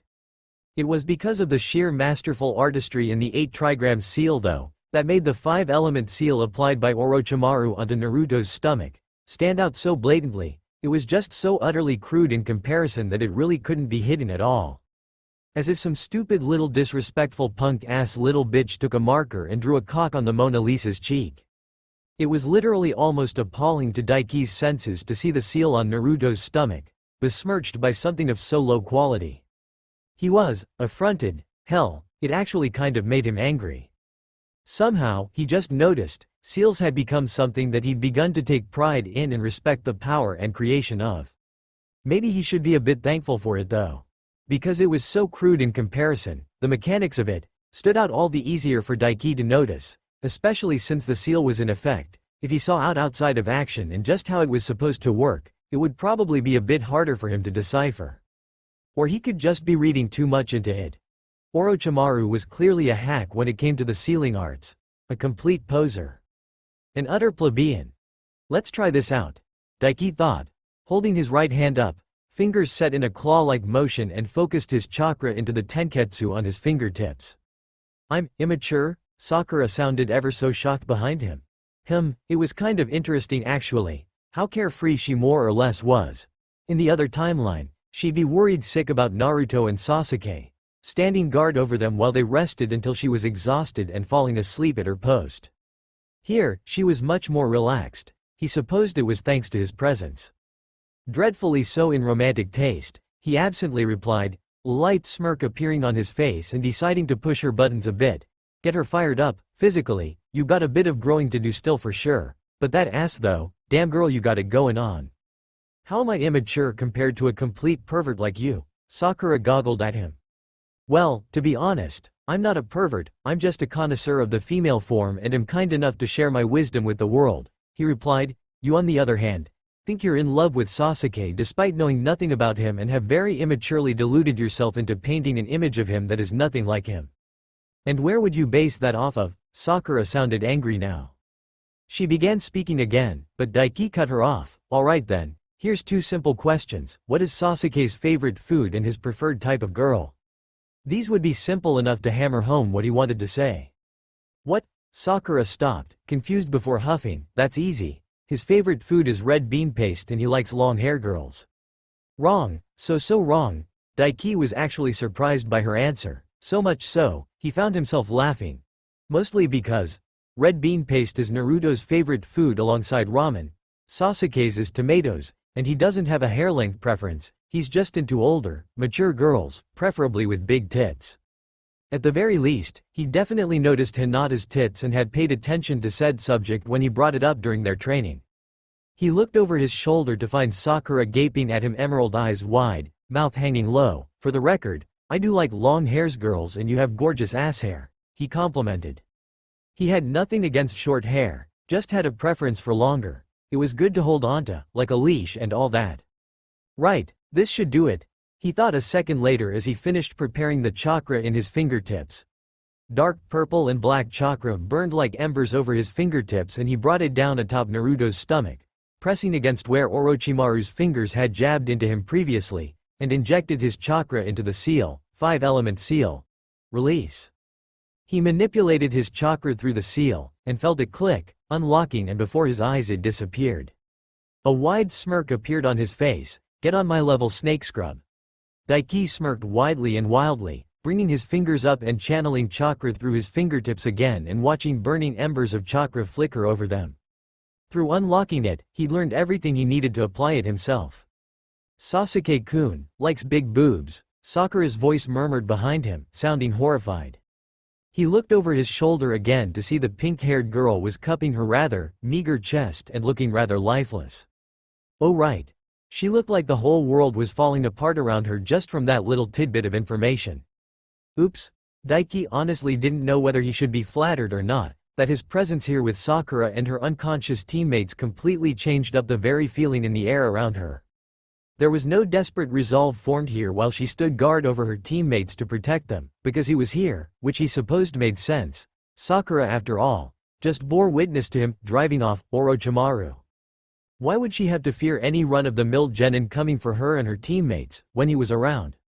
He honestly didn't know if it was really a good thing or not. Sure, it was a pretty nice feeling for her to find him that reliable, but at the same time, was he not getting in the way of her growth? At the same time though, Naruto and Sasuke are already different from the other timeline. Both are stronger. Daiki grimaced a bit at the thought, because if anything, he thought that maybe, Sakura was actually weaker than her counterpart. From what he gathered from Sasuke, Naruto seemed to be putting all his effort into keeping up, and they sparred constantly during team meetups with Kakashi overseeing them and taking up much of their training time there, leaving Sakura to the wayside. So Sasuke getting stronger from fighting Daiki all the time caused Naruto to get stronger as well, trying to keep up, and they both had learned the earth style barrier jutsu, though Naruto seemed to be the one using it a lot and not Sasuke. Daiki had barely ever seen the Uchiha boy use the jutsu. Fucking Kakashi, couldn't he like toss the girl a genjutsu or something?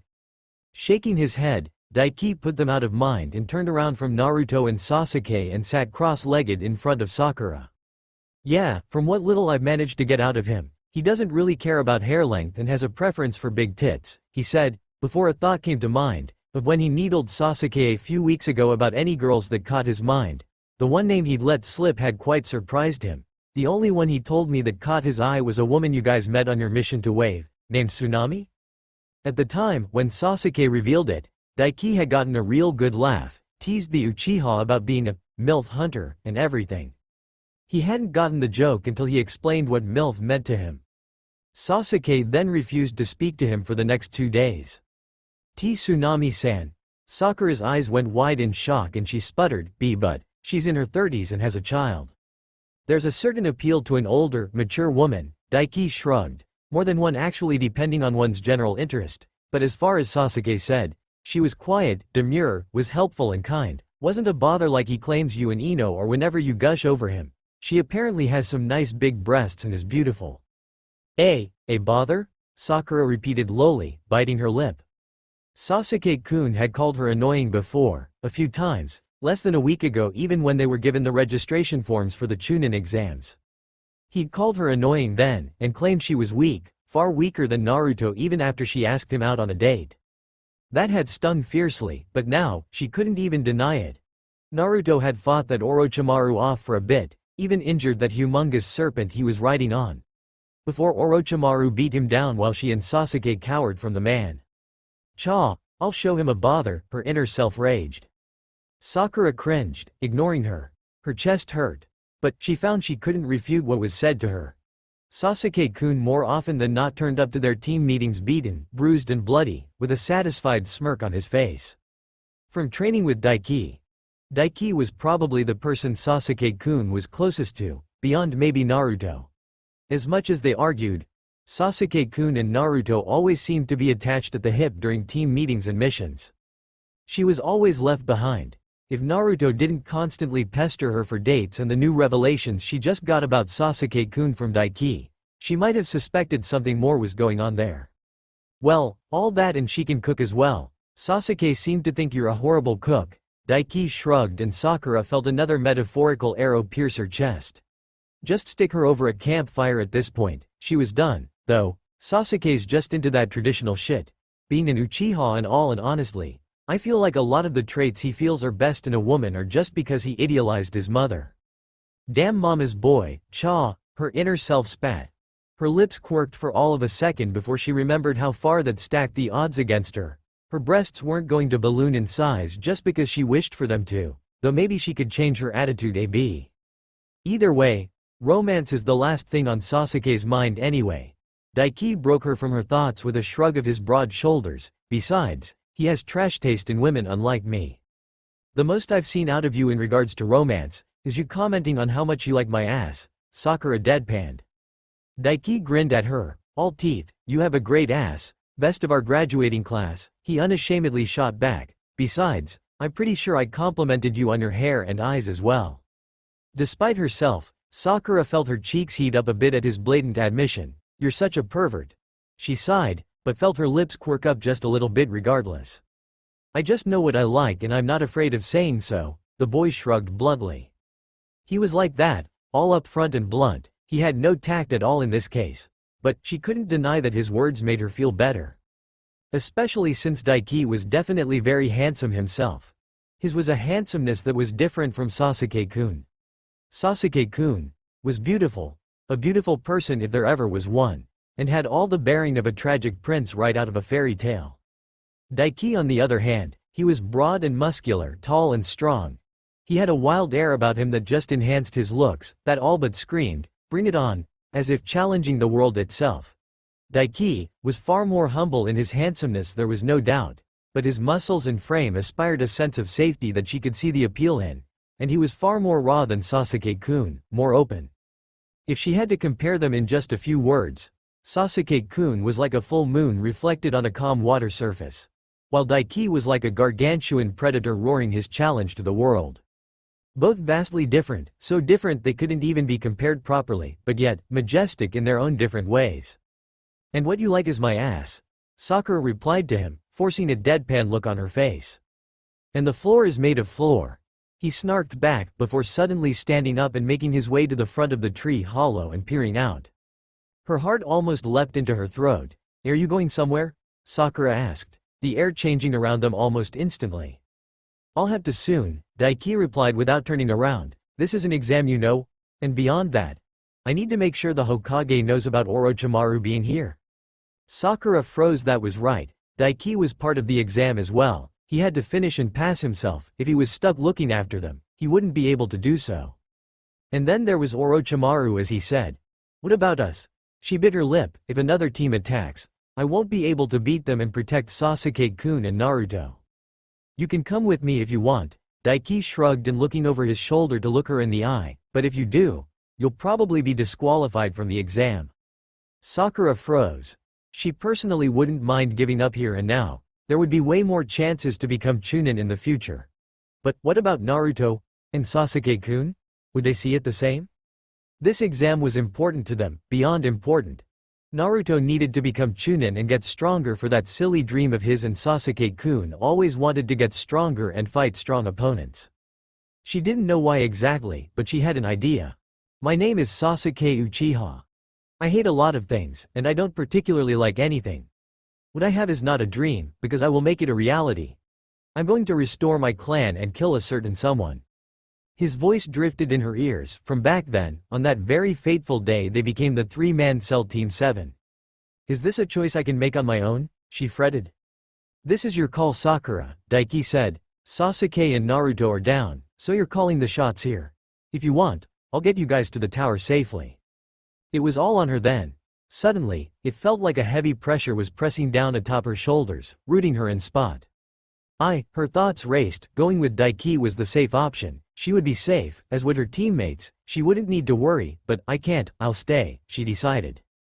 Weak as she was, there was some things she just couldn't abide by or be cowardly about, and she couldn't trample on and betray the dreams and aspirations of her teammates. Oh, Daiki's eyebrows rose, and his eyes regarded her with an almost piercing look that she couldn't describe, before slowly, a smirk spread across his face. Well, you definitely need a pretty sturdy backbone to carry all that ass around.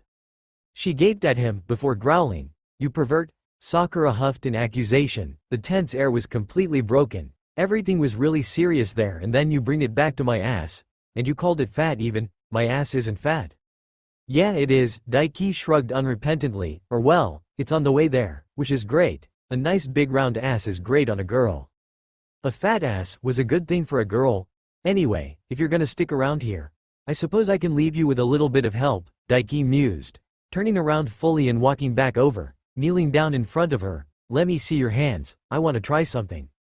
Why? Sakura asked, brows furrowing in suspicion. You're not gonna do something perverted, are you? Daiki gave her a dry look, as if she was the one that said something stupid here. You realize I've been playing it up, right? Because it gets a reaction out of you? He deadpanned, before smirking. Besides, if I was gonna do something perverted, I'd have told you to turn around then squeezed your ass. Turn around. Let's see if he's all talk or not, cha. Sakura sighed, to think she really thought he was super cool before after he defeated Sasuke-kun and during the mission to Waterfall. He was just a super strong, perverted idiot. Alright, fine. She relented and held her hands up to him. Daiki rolled his eyes at her. I'm trying to do you a favor here, you know, he pointed out. Oh, right, she had forgotten, so caught up in the perverted banter he was unashamedly throwing around. Sorry, she apologized, face flushing. He just rolled his eyes again, before reaching over and placing his palm over the top of her right hand. She was about to ask what exactly he was doing, when she felt a warm, powerful chakra spread over her hand and saw a purple glow emanate from his palm. She felt something spreading out over her hand, threading between her fingers and going down into her palm. Daiki pulled his hand back a moment later, and to Sakura's astonishment, there was black markings over her hand now. It started at the back of her hand from a single diamond-like mark, branching out into multiple strands that looped elegantly over her knuckles, circled her finger bases and disappeared down into her palm, forming another diamond-like shape in the middle of it. What is this? Sakura asked. She knew it had to be a seal of some kind, which she had no clue, but since when could someone apply such a thing without ink of some kind? Nice, it worked. Daiki pumped his fist into the air happily. You know my force palm jutsu? He asked. Yeah? Sakura nodded. Of course she did. It was what he used to defeat Sasuke-kun. Yeah, well this seal will let you use a jutsu like that. You'll just need to channel your chakra through the seal I put on you to do so, Daiki informed. You aren't quite built like me, so I put it around your knuckles to use through a punch and make it easier on you. And you already know how to use explosive notes, so the trigger will be easy for you to get down since it's based on that. Sakura's eyes widened. Isn't that like your personal jutsu? She asked, shocked. And he was just giving it to her? She bit her lip, wanted to refuse the generosity, it was really too much, but forced herself not to. With Daiki's jutsu, she would definitely be able to protect them, for sure. Kind of, it's a bit different if the same applications. Instead of the force palm jutsu this would be the shockwave fist jutsu, Daiki explained, taking her other hand and repeating the same thing to apply his seal.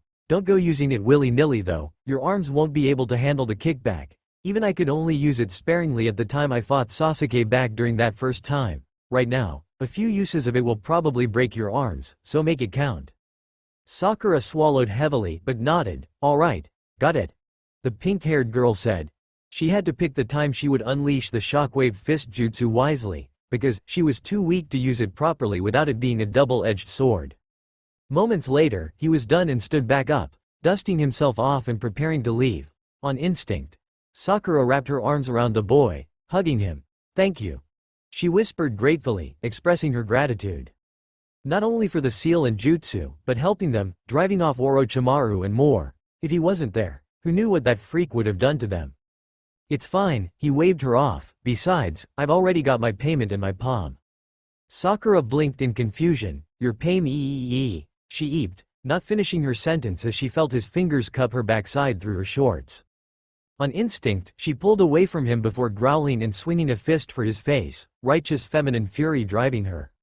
Her fist met air as Daiki side-stepped and spun around her and she yelped, jumping lightly, an echoing clap resounding through the forest as his palm met her backside in a cheeky spank. She whirled around on instinct, only, he wasn't there, and then she jumped as another spank clapped against her other ass cheek. "Daiki!" Sakura shouted, face burning red as she whirled around again, only he wasn't there. Her hands went to her backside instinctively to protect it from another grope or spank, only she felt nothing. Daiki's boisterous laughter echoed through the forest above. It seemed he had left. Sakura sighed. "That damn pervert," she complained, shoulders slumping and sliding down to her knees. Despite that though, she found a small smile splaying across her face and she just sat there like that for a few moments, before remembering where she was and slapped her cheeks. "Focus, I need to build some traps just in case," she told herself, and the pink-haired girl forced herself to her feet. Daiki had a massive grin on his face as he sped away from Sakura and her unconscious teammates, ascending up higher and higher into the tree line out of sight. He stopped for a moment once he was out of her viewing range and eyed his hand, idly squeezing it and remembering the feel of her soft, pliable, perky ass and the way it bounced back against his squeezing and that jiggle it had. Damn, just damn. Her ass was already pretty damn big, but give her a year at most and some proper hardcore training and she would have one crazy ass bubble butt. She'd have a dump truck among dump trucks. She'd well surpass the ass of Kurenai. Wonder whose ass is better, hers or Tenten's, Daiki mused. He'd not gotten a feel for Tenten's yet, but the older girl definitely had a grade of derriere herself for sure. Superior to Hinata's even and Kurenai's if he was not mistaken. He'd definitely have to compare one day. For now though, I've got something important to do. He shook his head and continued on. He was making his way towards the clone he'd sent off a while back. The clone wasn't actually far off and just within the general perimeter and out of sight high up. He reached him just a few moments later, landing on the branch, finding his clone shirtless, with another clone having been formed and poring over the cursed seal on his neck. "Hey boss." He was greeted by a pair of nods. Daiki nodded back. "Find anything?" he asked. The non-shirtless clone grinned at him. "Oh yeah, it wasn't all that hard to decipher. Especially with what we know," he replied. "I can see why Jiraiya and the like would have been confused though when they had no idea what Orochimaru was doing with the seals in the first place." "Oh," Daiki hummed in interest. "How so?" "The beauty of it is in how simple it is, boss." His clone grinned wider as he began explaining, "It's just like our four-symbol seal. A seal specifically made to contain a chakra entity. The thing is, it doesn't even come close to the four symbols seal. It's completely trash in comparison. Like, I bet even Gaara's seal for Shukaku is better than this thing. On top of that, because the shard of Orochimaru was basically formed through senjutsu, I'm thinking, nobody else could understand what was going on or do anything about it, barring maybe Jiraiya." Now that he said it like that, had Jiraiya even looked at Enko's curse seal before? He didn't remember any mention of it or anything like that. Surely he did though, it would be stupid for him not to have been called in to do so. Then again, Jiraiya wasn't a master of senjutsu either and had no knowledge of jugo, so he could have easily just missed it all as well. Wait, Daiki blinked, a thought coming to him, if it's based on that type of seal, can't we use the four symbols seal as a basis to upgrade it? His clone finished with a knowing look. I definitely think we can, and if I'm right, it should amp up the speed it draws in natural energy, and besides that, you're missing one thing as well, boss. And what's that? Daiki asked, raising an eyebrow in curiosity. Increasing the rate the seal could draw in natural energy itself was an amazing boon in of itself. The seal is empty now without the Orochimaru shard. His clone's grin turned wild, before he dismissed himself in a puff smoke.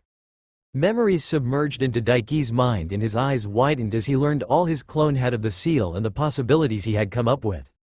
I see, his eyes lit up with realization.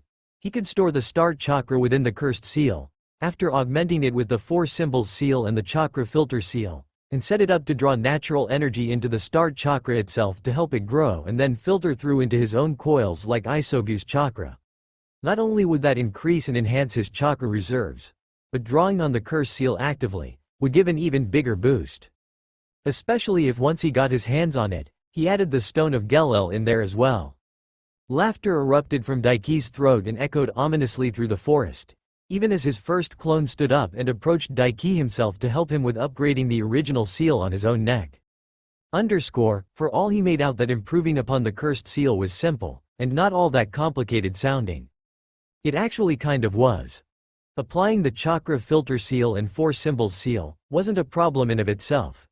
It was connecting them to the curse seal itself that was, and tidying up the connection channels. All in all, it took multiple hours of work to get it done. By time Daiki's clone finished up with the seal on his neck, the sun had long since fallen and they were into the wee hours of the night, or rather, early morning. It was kind of boring actually. All Daiki had for passing the time was staring straight ahead, and while he could see the entirety of the forest in any one direction with his Shinkugan, there wasn't exactly much to focus on in the direction he was looking. Only Team 7, and they weren't exactly a barrel of fun right now.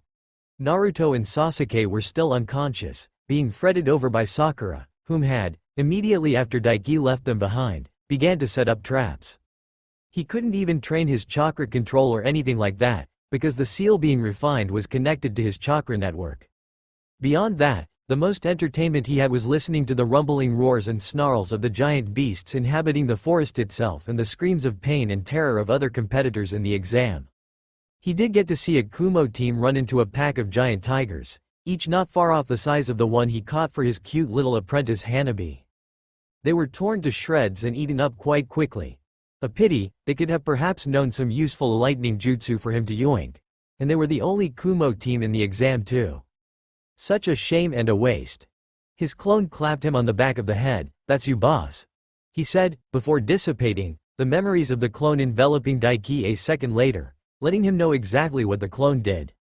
Standing up, Daiki cracked his neck and grinned. "Let's try this out then." He hyped himself up, bringing his hands together into a ram hand seal and focusing on the infinite armor on his shoulder. He focused only on the star chakra within it, and funneled it out into the air, holding it there. A sphere of light purple flame like chakra forming in the air in front of him.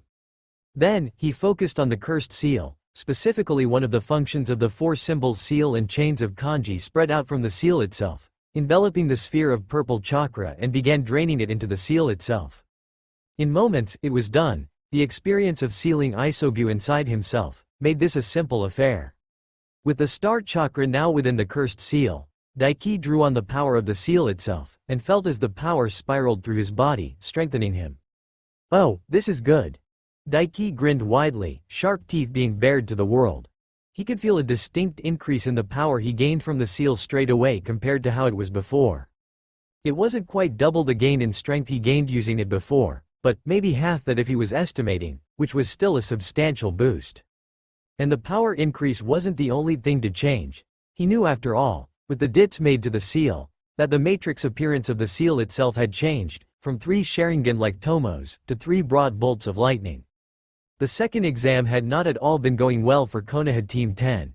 They weren't exactly the most combat-oriented team in the first place, so in general, their main plan of action was to hide out of view and ambush another team. Yes, that had been the plan. Until a massive, gargantuan black hurricane had ripped through the forest and rained strikes of lightning down all around as it passed by. The team they had been in the process of ambushing had been swept up and killed by the monstrous jutsu and their scroll lost in the process. "Guys, there's that laughter again." Choji trembled. He couldn't at all tell where it was coming from, but that terrifying laughter, they'd heard it already multiple times today and it seemed closer than ever, echoing all around them. "Damn it, get down." Shikamaru crushed, grabbing his 2 teammates and pulling them down into some shrubbery to hide out of the way. "Oi, watch my hair, Shikamaru," Ino huffed, before looking around. "Who the hell is this guy? Every few hours we hear him laughing. Who the hell would enjoy a place like this? They'd laugh so much here. Never mind that. Listen to the laugh itself, Ino. This guy sounds super evil. Choji shivered. Just the sound of that laughing voice was so terrifying it put him off food. Hell, it was so foreboding. One team that had got the drop on them earlier outright got terrified and ran away even though they had them dead to rights. Ino, can you sense this guy? Shikamaru frowned and asked. He sounds closer than before. Annoying as it was, they mainly had to rely on Ino here. As a Yamanaka she was a natural chakra sensor, but relying on her so much had drained a lot of her chakra, so she was getting lower and lower without them having a chance to rest. Gimme a second. Ino brought 2 fingers to her temple and focused, closing her eyes. Only for her eyes to shoot wide open in shock a split second later. He's right above us, she gasped, looking to her teammates in horror. Shikamaru froze, before sighing, just our luck, troublesome, he griped. Let's just hope whoever this crazy guy is, he isn't all that good at sensing. Oh man, Choji shook his head, before swallowing and crawling forward a bit to peek out of the shrubbery they were hiding in. We have to at least see who this guy is. He was stopped by Shikamaru blocking him. Wait, let me do it, he said, understanding. He was the best on their team when it came to stealth. Crawling forward, the pineapple-haired Nara got directions from his blonde teammate and poked his head out, looking up. The Nara's eyes widened at what he saw. Oh, you've got to be kidding me. He groaned, the tension leaving him slightly at just whom he saw. What do you mean, Shikamaru? Ino hushly asked. Take a look yourself. He replied simply. What? Ino furrowed her brows, before huffing and pulling her head out of the shrubs and looking up. Oh? Ino hummed, eyes lighting up. What do you see? Choji asked, curiosity getting the better of the big-boned teen, and he stuck his head out, the same as his teammates, and looked up. Hey wait, isn't that Daiki? Yep. Shikamaru nodded. Hell yeah it is. A wide grin spread across Ino's face. Mama likey what she sees. It was indeed their former classmate Daiki Yurei, standing a few hundred feet above them atop a large thick tree branch, his torso completely bare, showing off his broad chest and muscular abs, with his powerfully burly arms crossed over his chest as he threw his head back and just laughed. So it was Daiki all along. Choji shook his head, a sigh of relief leaving him. He didn't exactly know Daiki all that well, they rarely spoke, but when they did, he was generally a pretty accommodating guy. A bit off though to see him like this, he tended to keep to himself, a lot like Sasuke and Shino actually. Why the hell is he just standing there laughing and not wearing a shirt though? Shikamaru couldn't help but wonder.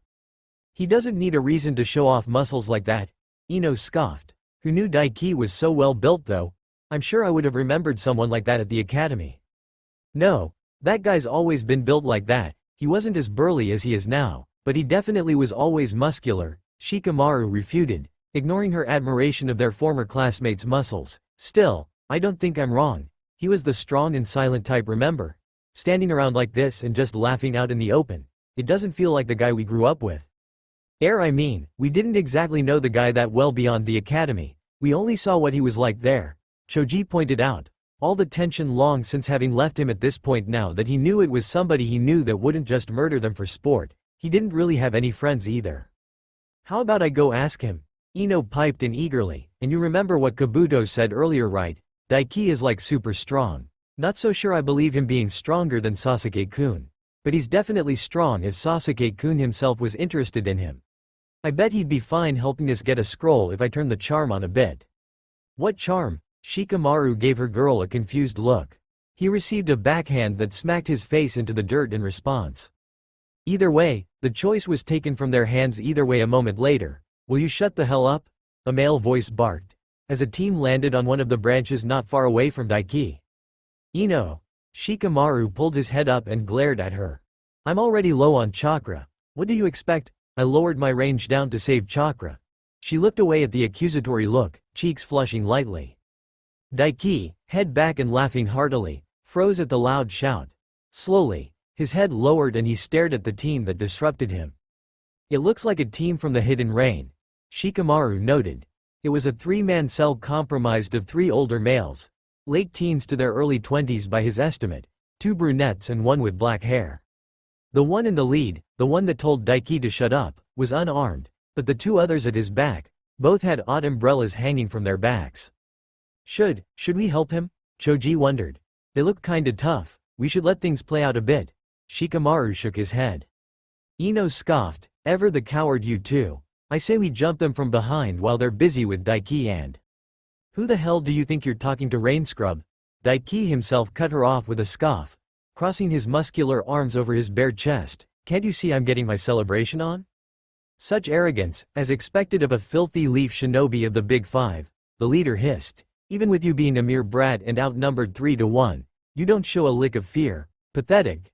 No caution at all. Typical of a leaf brat that has never had to feel the hardship of we smaller gnaw. Dude, shut the fuck up. I don't care about your tragic backstory. The Rain Shinobi was shut up in return by Daiki scoffing. Go whine somewhere else before I shove my foot up your ass. How dare you speak to me like that? Looking down on we proud and powerful shinobi of the hidden rain village. The leader snarled, his teammates unsheathing their umbrellas and stepping up to his side when he jerked his chin at Daiki. You clearly have no idea to whom you speak. A complete nobody, Daiki snorted. You fool. I am the great Amaya-sama, personal student of Lord Kandachi, the right-hand man of the great Hanzo the Salamander himself. The older man roared angrily. Now what do you say to that, haha? He demanded with a laugh. This guy, Shikamaru's eyes widened at what he heard. He's total bad news. His teammates looked to him in confusion. What do you mean, Shikamaru? Ino asked with a frown. Don't you know anything? Shikamaru gaped at her for a second before huffing. Hanzo the Salamander. He took on the 3 legendary Sannin of our village and beat them. All S rank and way beyond Jonin level strength like Asuma-sensei. His right-hand man has to be stupidly strong as well, meaning if this is his personal student, he has to be really strong. His teammates' eyes widened and Choji gasped. Does that mean this guy is like what that Kabuto guy called Daiki, a ringer for his villa? Choji didn't get to finish, because Daiki barked out a laughter of amusement. Who the hell is Kandachi? Never heard of him before. He dismissed the Rain Shinobi's boasts. Must be a total scrub, especially considering you're still a genin at your age. The now-named Amaya trembled with rage. Kill him, he shouted angrily, practically frothing at the mouth in a rage. Feel the might of the rain village, Senbon shower. Dai leaf scum. Senbon shower. Amaya's 2 teammates thrust up and tossed their umbrellas into the air, where they opened up and began to rotate at blinding speeds, unleashing twin barrages of Senbon that blanketed the sky above in multiple thousands of needles. There was so many of them racing through the air down towards Daiki that there was surely no hope he could dodge them. If such a barrage was aimed at Team 10 themselves from such close range, they'd be dead to rights and have no chance of escaping. But Daiki didn't even bother attempting to dodge to Team 10's horror, and merely stood there, arms crossed and not moving an inch. All of a sudden though, a black and blue trimmed piece of chest armor appeared on his chest, a weird turtle-headed looking pauldron on his left shoulder. Not a movement made, just all of a sudden it was there, blink and you'd miss it, and at the same time, a huge shimmering barrier of dark purple spread out around him in a spherical shape. The massive barrage of Senbon impacted against the barrier, a rain of tick-tick-tick sounds echoing through the forest as they failed to penetrate and fell powerlessly to the ground around Daiki. Or they should have at least. From within the barrier, Daiki held up his hand and each and every single Senbon completely disappeared, and a split moment later, the barrier dissipated from around him. 6,537 Senbon, huh? Not bad, a pack of 50 of them costs 2,000 ryo around here, so that's roughly around 260,000 ryo worth of Senbon. Daiki, for the first time since the confrontation began, uncrossed his arms to bring one hand up to his chin in thought, nodded to himself as he calculated the total worth of the Senbon used to attack him. Thanks for the gift, lads. Shikamaru gaped. Choji's mouth dropped. Ino practically felt her pupils turn to hearts. That was so cool. She swooned. When did Daiki get so cool on top of being so hot? Amaya screamed. How? Why? The leader of the Rain Ninja team shouted, before clenching his teeth and grinding them audibly. How dare you steal from us? Is it not enough you have ravaged our great country in your selfish wars? Dude, point your fingers somewhere else. I've never even been to Rain. Daiki rolled his eyes. Besides, you're a shinobi. Get over it, you clown. That's the law of the shinobi world. The weak die and the strong thrive. You squealing like a pig just shows your weakness. I am not weak, you damn arrogant scum. Amaya spat. I will beat you down now and show you the difference in our abilities. I shall make you bow and beg for mercy and have you return my subordinate Senbon." With a mighty shout, Amaya pushed off, shooting through the air towards Daiki almost fast enough he appeared to blur a bit to the three watching genin down below. Yet, he hit nothing but air. Daiki was there one moment, not moving an inch as Amaya closed the distance rapidly, then, just as the rain ninja was about to make contact, Daiki was gone as if he was never there to begin with. A second later, a pair of audible thumps rang out and 4 pair of eyes whipped around to Amaya's previous position. To find both of his teammates laying face down atop the huge tree branch they were standing on, each with a single senbon buried in the back of their skulls and Daiki standing between them. "Well, I'm a generous guy so I gave 2 back, but I think I'll keep the rest," Daiki idly commented, before yawning, I could do with some food right about now." That, holy crap, Kabuto wasn't full of shit, Shikamaru swallowed. Daiki really is as strong as he was saying. I didn't even see him move. Not even Chunin move like that. Ino shook her head, sobering up from her swooning and frowning at him. Are you saying he's as strong as a Jonin? The blonde Yamanaka asked. Definitely, that sheer speed, that barrier he pulled out of nowhere and the way he stole those senbon somehow. The Nara grimaced and nodded. It was so smooth and he's being so casual about it. He's totally relaxed. He's not even trying at this point. So we should totally avoid Daiki then? Choji asked. Guess so, Ino shrugged. He's a fellow leaf ninja so he probably won't go too hard on us, especially with me around, but we should get out of here right now while he's busy. We should stay here, Shikamaru refuted. If he's as strong as I think, he'll catch us if we move now that he's alert. He'll probably move on once he beats this guy. Then we can get out of here. He got 2 nods from his teammates and they quieted down to watch what was going to happen from this point on. Amaya stared at his dead teammates before spitting. You are fast, I'll give you that, he complimented, almost serenely, calmly, just for a second before his lips twisted up into a savage snarl. But don't think for a moment you are powerful just because you managed to slay Tenji and Renji. They are mere trash lapdogs. He roared, hand whipping into his tool pouch and pulling out a scroll. You sure changed your tune quick. Daiki laughed lightly. What happened to you taking back those senbon for your subordinates? He idly asked, even as he casually picked up the now fallen umbrella senbon launchers and inspected them idly. Quiet trash, Amaya spat, unrolling the scroll and tossing it into the air, summoning, Great Deluge. While in midair, a massive amount of water erupted from it, enough to fill a remarkably large pond. At the same time, Amaya ran through a series of hand seals. Feel the wrath of my most powerful jutsu. He laughed, still doing hand seals. It took him a few seconds to finish with a total of 44, landing on the bird seal, water style, water dragon jutsu. The water up in the air above them, compressed together, forming into a large 30 feet long, 5 feet wide serpentine dragon that tore through the air down towards Daiki. It never even reached Daiki though. As soon as it was within 10 feet of him, the dragon itself broke apart in a shower of rain, no longer held together and formed puddles all around on the grooves of the tree he was standing on. Nom nom nom, thanks for the food, Daiki said, while casually inspecting his fingernails for any dirt. My water dragon, Amaya cried out in shock. You call that a dragon? Daiki stopped inspecting his nails and scoffed, before bringing his hands up and rushing through hand seals so fast Amaya couldn't even keep track, finishing on the rat seal in less than a second, but for sure, he ran through much less of them than Amaya. This is a dragon, water style, water dragon jutsu. The puddles left behind by Amaya's dragon surged up into the air at Daiki's command, compressing together, forming into a dragon just the same as Amaya's, yet somehow, despite having even less water to work with, Daiki's dragon formed into a much larger serpentine beast, easily more than twice as long and wide and formed in less than half the time. The huge water dragon roared and scythed through the air towards Amaya, huge jaws snapping open and around the man before he could react. Amaya screamed in pain as the dragon smashed through the branch he was on and dragged him down hundreds of feet to slam him into the ground. It didn't bite through him though despite how easy it would have been and fell apart as soon as it slammed him down into the ground. Amaya laid there, gasping, writhing in pain.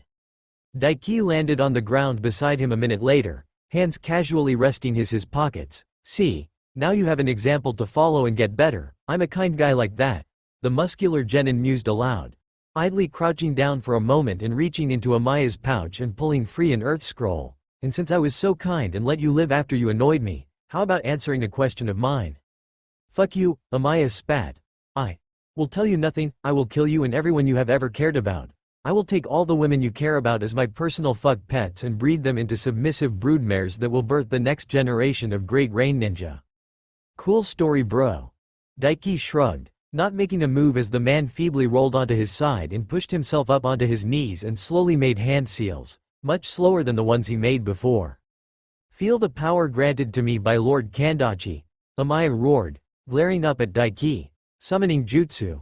He slammed his hand onto the ground. Daiki casually jumped back as a massive plume of smoke erupted from around them, and Team 10 bore witness to dozens of massive tentacles, each as thick as a person was wide, shooting through the air, piercing through the smoke and racing after Daiki. Spinning midair, Daiki avoided one trying to wrap around his upper torso. At the same time he held a hand out and a single straight sword appeared in his right hand, a fang-like spike on either side of the blade, lightning sparking into existence over the weapon.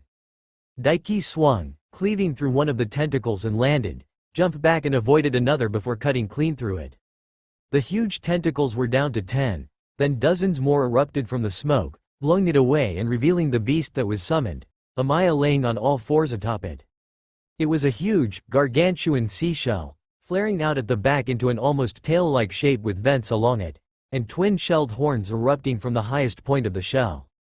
Tremble in fear before the mighty Conch King, most powerful of all summons from our almighty Rain Village, second only to the great and powerful Ibus of the Salamander clan, personal summon of Hanzo-sama himself. Amaya cackled. More and more huge tentacles erupted from the opening in the shell of the huge Conch summon, so many they surrounded Daiki like a wall with no openings and converged upon him. For a moment, it looked like he was done for, there was no openings for him to escape. Only for the huge tentacles to be rent asunder, the sound of thunder booming through the air. Standing in the middle, barely moved, was Daiki, but now, he held a second sword that was a complete copy of the first. How the hell can that be the most powerful of the summons of rain and at the same time be second? Are you an idiot? Daiki scoffed. Also wrong answer dude, you're really not gonna like how I get my answers now. You've showed your hand now boy, no point bragging now, I see, your true strength lies with the blades. But that will do you no good. No physical attack can breach the impenetrable shell of this summon. Amaya ignored him and laughed. Use your Hydro Blaster Jutsu Conch King, kill him dead. The massive shell summon trembled, pulling back the remains of its tentacles into the crevice opening on the front of it, before opening wider, an orb of water shimmering into existence at the front of the beast and growing larger and larger until it was nearly half the size of the summon itself. Idiot, Daiki shook his head and gave a hard toss to the hilts of the swords in his hands and letting go. Yet, they did not get sent flying, instead, they began to rotate rapidly mid-air, generating mass amounts of lightning chakra around them and fed it towards Daiki, while Daiki himself made a single hand seal. I'll just ignore the shell then since you felt the need to tell me its weakness. Die! Ayama roared and his summon shook before lurching forward, air emitting in great quantities from the vents on its tail shooting it forward rapidly through the air towards Daiki. At the same time the Conch King unleashed its jutsu, firing it off in the form of an absolutely gargantuanly large water pressure cutter. No you. Daiki thrust both hands together and the sounds of the world itself was drowned out by roaring thunder. A massive beam of pure electricity and force erupted outwards and meeting the huge water pressure blast. Despite the size and power of Daiki's jutsu, it was completely dwarfed in scale by the Conch King's own jutsu. Yet, that did not at all stop his own jutsu from piercing right through the much larger jutsu, tearing it apart and shooting right through to slam into and right through the shell of the Conch King and out of the back. A piercing shriek erupted from the huge shelled summon and it trembled in agony, the scent of cooked flesh filling the air as the lightning jutsu cooked it from the inside out. Even its mighty shell could do nothing against a non-physical element that slipped straight through its defenses. It fell silent moments later and went utterly still. No, no, no, Amaya screamed in horror, pushing himself to his feet. How, Conch King, how could you lose to this plebeian? Were you weak trash all along? He started stamping his feet. No, you're just an idiot who doesn't know how to use it. You relied on it instead of supporting it like a real summoner, Daiki scoffed. His swords now just idly floating in the air beside him somehow. Now why don't you come down from there? Stop your childish tantrums and stop wasting everyone's time. Everyone, Shikamaru froze. This, I refuse, Amaya screamed, reaching into his pouch on his leg, drawing 2 kunai and launching himself through the air towards Daiki. I will drink from your skull. Making a single hand seal and bringing his kunai to bear, the man blasted forward, moving in a blur so fast now, none of Team 10 even saw him move. No, Daiki's voice echoed simply, thrusting out hand into the air. A loud gag resounded as Amaya suddenly appeared, held helplessly in the air by Daiki's hand around his throat. Even with the shunshin, you're just far too slow. Now, you brought this on yourself. The muscular leaf genin commented, scarlet red eyes beginning to glow ominously as he looked up into Amaya's eyes. A second later, the rain genin began to scream in pain, body thrashing wildly in Daiki's grip, the 2 kunais slipping from his grasp and falling to the grass. He screamed bloody murder in agonizing pain, eyes rolling up into the back of his head. But it only lasted for a few seconds before Daiki gave a jerk of his wrist and Amaya's neck bent to an odd degree as it snapped. Daiki dropped the corpse to the ground a second later and hummed, not a bad haul I guess, he mused aloud. He stepped over the corpse and walked over towards the Conch King, still silent and unmoving. As he approached it, the Conch King's shell opened slowly, trembling mightily, and a mere 2 tentacle appendages slowly rose out of it. It was preparing to fight still. Don't worry, I won't kill you, Daiki assured the summon. The fact you stuck around to fight instead of dismissing yourself after taking that jutsu of mine head on even though your summoners has died is pretty awesome of you. Though he was clearly not deserving of your loyalty. The tentacles froze at his words. Honestly, I wouldn't have even killed the guy if he just decided to shut up and piss off. Daiki shook his head, coming to a stop a mere 5 feet from the huge shelled beast. Still, you did help my enemy and I don't usually show mercy. I'll let this go though if you hand over your summoning contract. I already have a summon clan of my own, but I'll find you a much better summoner than that trash. For a moment, the Conch King did nothing, but then slowly pulled its tentacles back inside its shell, only for one to slide back out a moment later, wrapped around a large scroll. It deposited the scroll in front of Daiki. If only that guy was as reasonable as you, he wouldn't have ended up like he did. That's what happens when you wave your tragic backstory around and use it as an excuse to do stupid shit though. Daiki shook his head in clear amusement. You should head back to your home now and recover. I did hit you with one of my strongest attacks after all. The Conch King shook up and down slightly, as if nodding, before erupting into a plume of smoke and disappearing, returning home. As it did, Daiki placed his hand on the huge summoning scroll and it disappeared, before glancing over at the bush Team 10 were hiding beneath. You can come out now, Shikamaru, Choji, Ino. I beat up the scary rain ninja. He called over, laughter dancing in his eyes. 3 pair of eyes widened. He knew we were here all along. Shikamaru clicked his tongue. He thought he might have already with that comment about wasting everyone's time. But this just confirmed it. The question though, was just how long had known they were. How troublesome. There really wasn't anything Team 10 could do but obey. Well, they could try to flee, but it was blatantly obvious how that would turn out for them. So, they did as bid, standing up from between the bushes and revealing themselves. Ah, hey Daiki, Shikamaru greeted him, hiding a grimace, while his mind raced making and discarding plans by the second. Long time no see. Yeah, you're looking great, Choji nodded vigorously. You're looking tougher than ever, he praised. Daiki raised an eyebrow at their reactions. Cloud, Chip. He nodded at Shikamaru and Choji in greeting before his eyes moved over to Ino. 5 out of 10. He greeted her as well. Shikamaru and Choji took the names on the nose. Ino however. 5 out of 10. She sputtered, jade-like teal eyes widening in outrage, her hand coming up to point at him accusatorily. I am at least an 8. Nah, on my personal scale that only attractive girls are on. You only rank a 5, Daiki shrugged. So what brings you guys this way? Hoping to ambush someone for one of these? He asked as Ino fumed.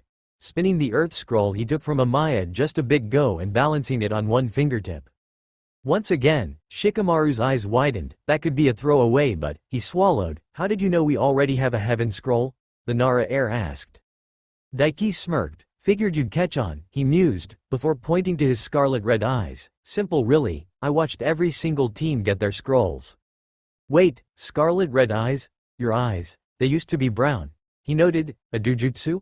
Perhaps something like the Byakugan that could see through solid objects and long distances? Something like that, Daiki shrugged, and Shikamaru bit his tongue. Wasn't he supposed to be an orphan? Was he really from some clan in the end?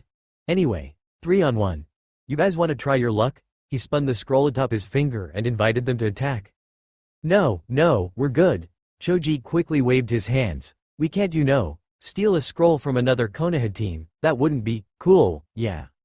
Yeah, that wouldn't be cool at all, Shikamaru agreed, praising Choji mentally. You need that to pass and all, right? Unless you started with an Earth scroll as well. Nope, I started with a Heaven scroll as well, Daiki shrugged. Though not that I need this at all, I've already long since finished this test, finished it within 40 minutes. I'm just shooting the breeze out here and seeing if I can find anyone interesting to fight. You what? Shikamaru just stared at the muscular boy, while his teammates gaped. He'd already passed, and so quickly, going by that time, he was probably the first to pass it all. Yet he was still out here? Was that even allowed? Well, considering he was here, it must have been. They wouldn't have let him back out otherwise. This was way outside his calculations, and he basically just invited them to attack him a moment ago. He needed to de-escalate, and quick. Well, we wouldn't exactly be a challenge to you. Shikamaru gave a forced laugh. Not with what we just saw you do. You totally destroyed that Rain team, and that Amaya guy is the student of some big shot of Rain. Second only to their cage, not the kind of person we could tango with unlike you. Daiki snorted. That's not as impressive as you think. That guy was trash, as is his sensei, he retorted. Hell, one of their strongest Jonin is a traitor from our village called Aoi, yet he's barely even qualified to be called a Jonin.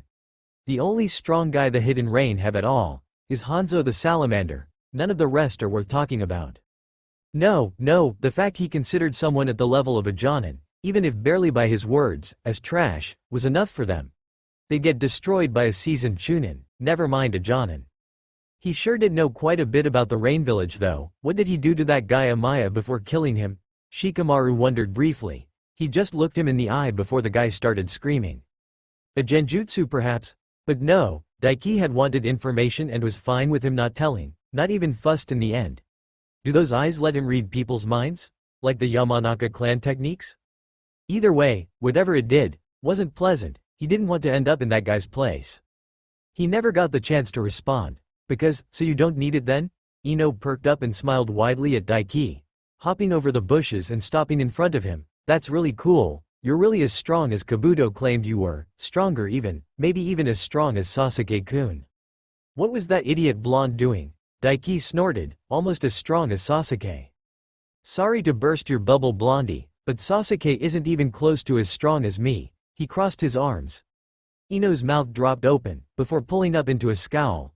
But Daiki cut her off before she could reply. There's no boasting about that fact. It's just cold hard logic and results. I spar with Sasuke all the damn time. Have been doing so for 4 months now. Twice a week at least. He's not beaten me once since we graduated. No way, Ino gaped at the boy. Then Sasuke's only the second best genin in the village now?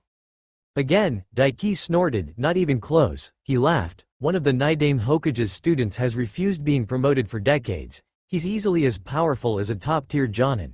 He's the second strongest genin in this village behind me. Then third is either Neji Hyuga or Rock Lee. Could go either way. Sasuke is around 5th best, maybe 6th. I give quite good odds on Tenten, the teammate of Neji and Lee, beating him. 6th?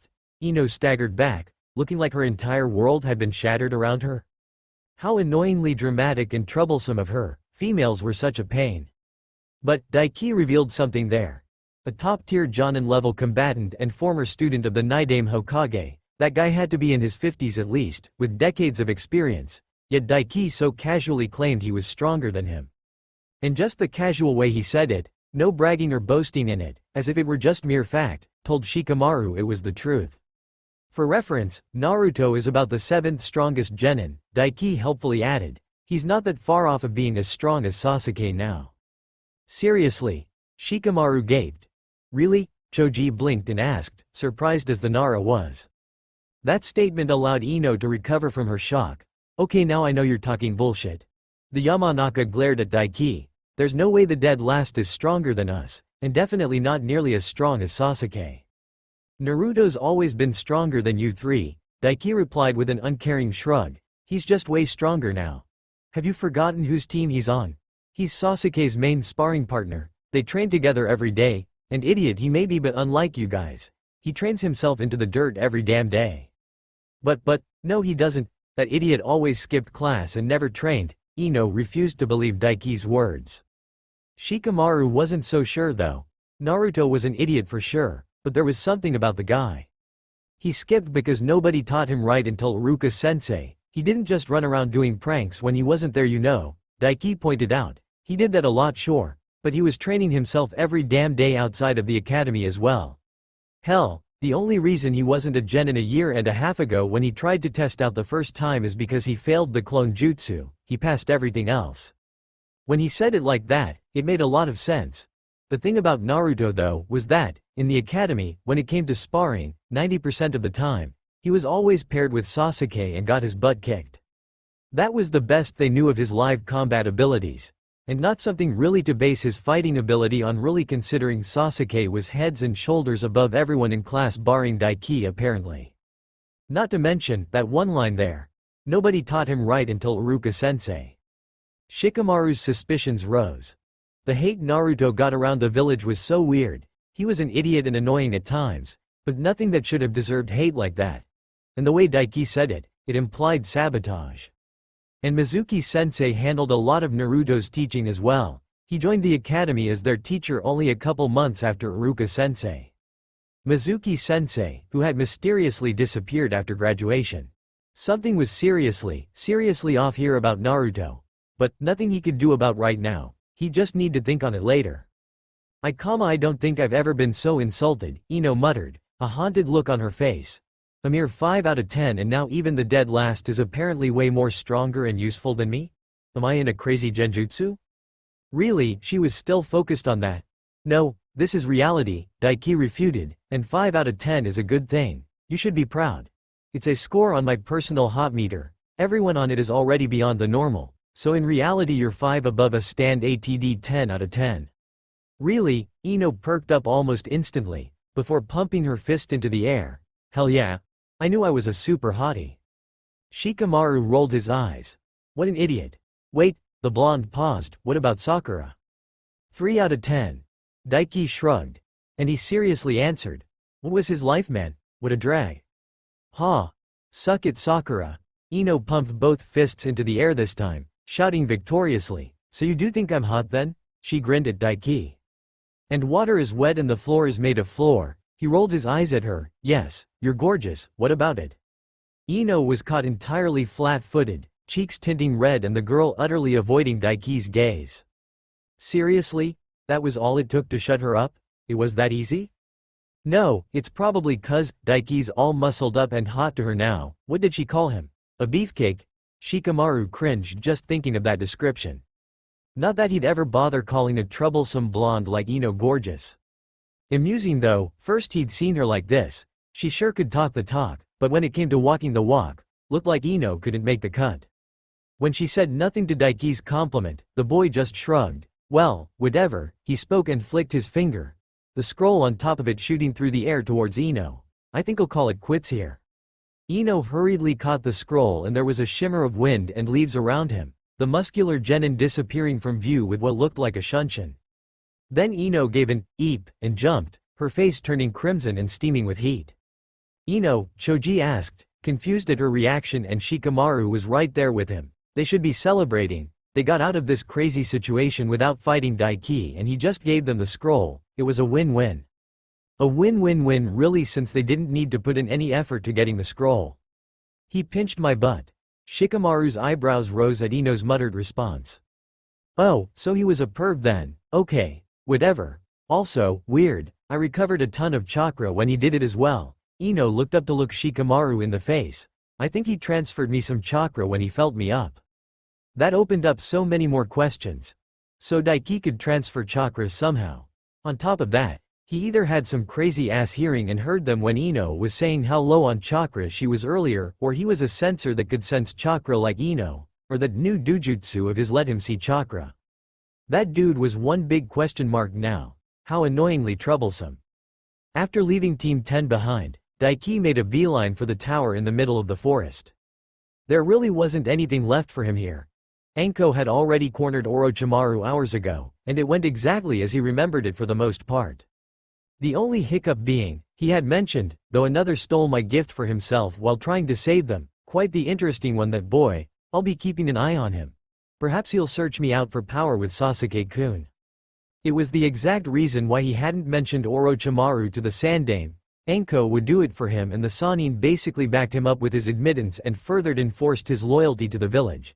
Now, he not only had proof of being willing to give his life for the village to protect it from a Biju plot, but also would have it on the record he faced off against one of the 3 legendary Sannin to protect his comrades. Basically, it was good PR and all that. Especially since Orochimaru full-on praised his jutsu to Anko, who would report it as well. Unlike the situation with Isobu that the Sandame seemed to be keeping under wraps, this would be one that probably spread thanks to all the people that saw the jutsu and would enhance his reputation with everyone else. Really, his genius just could not be underestimated. No, genius wasn't enough to describe his plan here. He was more like a super elite genius. Aizen should take notes from him.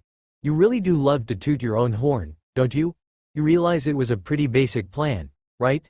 Isobu deadpanned. Also, why did you lie to that shinobi from Rain? I know you know whom his sensei is. I was just messing with him. Daiki ignored the slander against his clear genius and shrugged as he hopped through the trees. Also, I wanted to put him down a bit. He was arrogant as all hell. Of course he remembered who his sensei was, especially when he saw the Conch King summon. Naruto and Jiraiya fought it during the time skip alongside the sensei of that Amaya guy who apparently abandoned Rain once Pain, or rather Nagato, killed Hanzo and took over. A bit hypocritical of you, considering how arrogant you are. Isobu snorted. I mean, at least I'm a lovable arrogant asshole. Daiki replied. Unlike Amaya, the way he talked, you'd think he was a young master from some Chinese cultivation series. He was half expecting the guy to talk about giving him a green hat or something. It was seriously cringe to see that kind of thing play out in front of him, so he had some fun tearing him down. Lovable, I have a feeling you live in your own little world sometimes. He could practically see Isobu rolling his eyes. I do, unfortunately I have to share it with everyone else, Daiki retorted. Isobu sighed. Daiki grinned. Well, either way, it was lucky I came across Amaya, I'll admit that much, he admitted. For one thing, through tearing apart his mind, he learned how to train a few water jutsu he hadn't known before, and one specifically only promising Rain Ninja learned apparently. The water style. Black Rain Jutsu. It was a black-type elemental technique, like the Black Lightning of Kumo. Black-style elemental jutsu were much stronger than average. The jutsu itself created a rain cloud that let loose a downpour of black rain. The size and range of it could be very massive in size depending on how much chakra was put into it, and on top of that, the black rain even had properties of oil and could be set alight with a fire jutsu. With it, Daiki was sure that he could maybe use it to reverse engineer the process behind turning other elemental jutsu into black versions. And on top of that, he even got some information on Aoi Rokusho, who had stolen the Nidaime's legendary Raijin no Ken, the Thunder God Blade. He'd love to get his hands on that and use it to possibly augment his Kiba blades, or maybe even turn it into a third Kiba blade.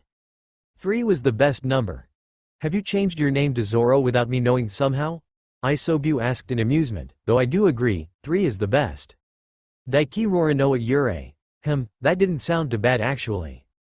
No, Isobu shut him down instantly. Fair enough. His name was already badass enough already.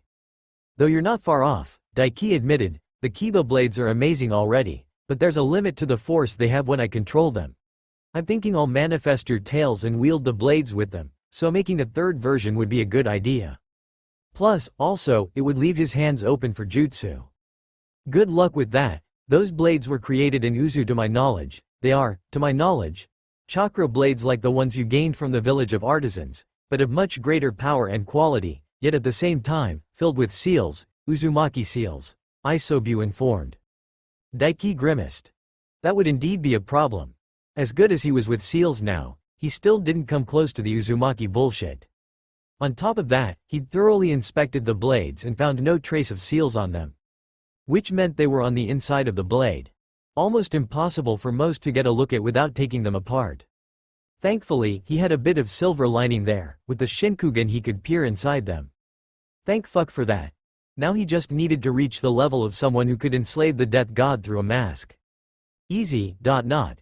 It will take time, but I'm sure you can do it. You have quite the talent for the sealing arts, that I admit, Isobu reassured him. Beyond that, who do you plan to make the summoner of the Conch King? Daiki smiled as he replied, I'm not sure, he admitted aloud.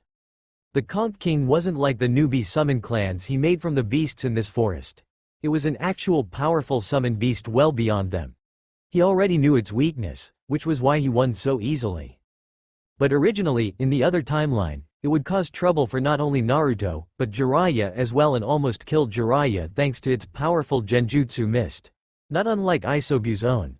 On top of that, it had those tentacles that normal kunai and weapons would have real trouble cutting through. He only had it so easy thanks to the Kiba blades. And then there was that huge water cannon jutsu it fired off against him. That was a powerful jutsu for sure.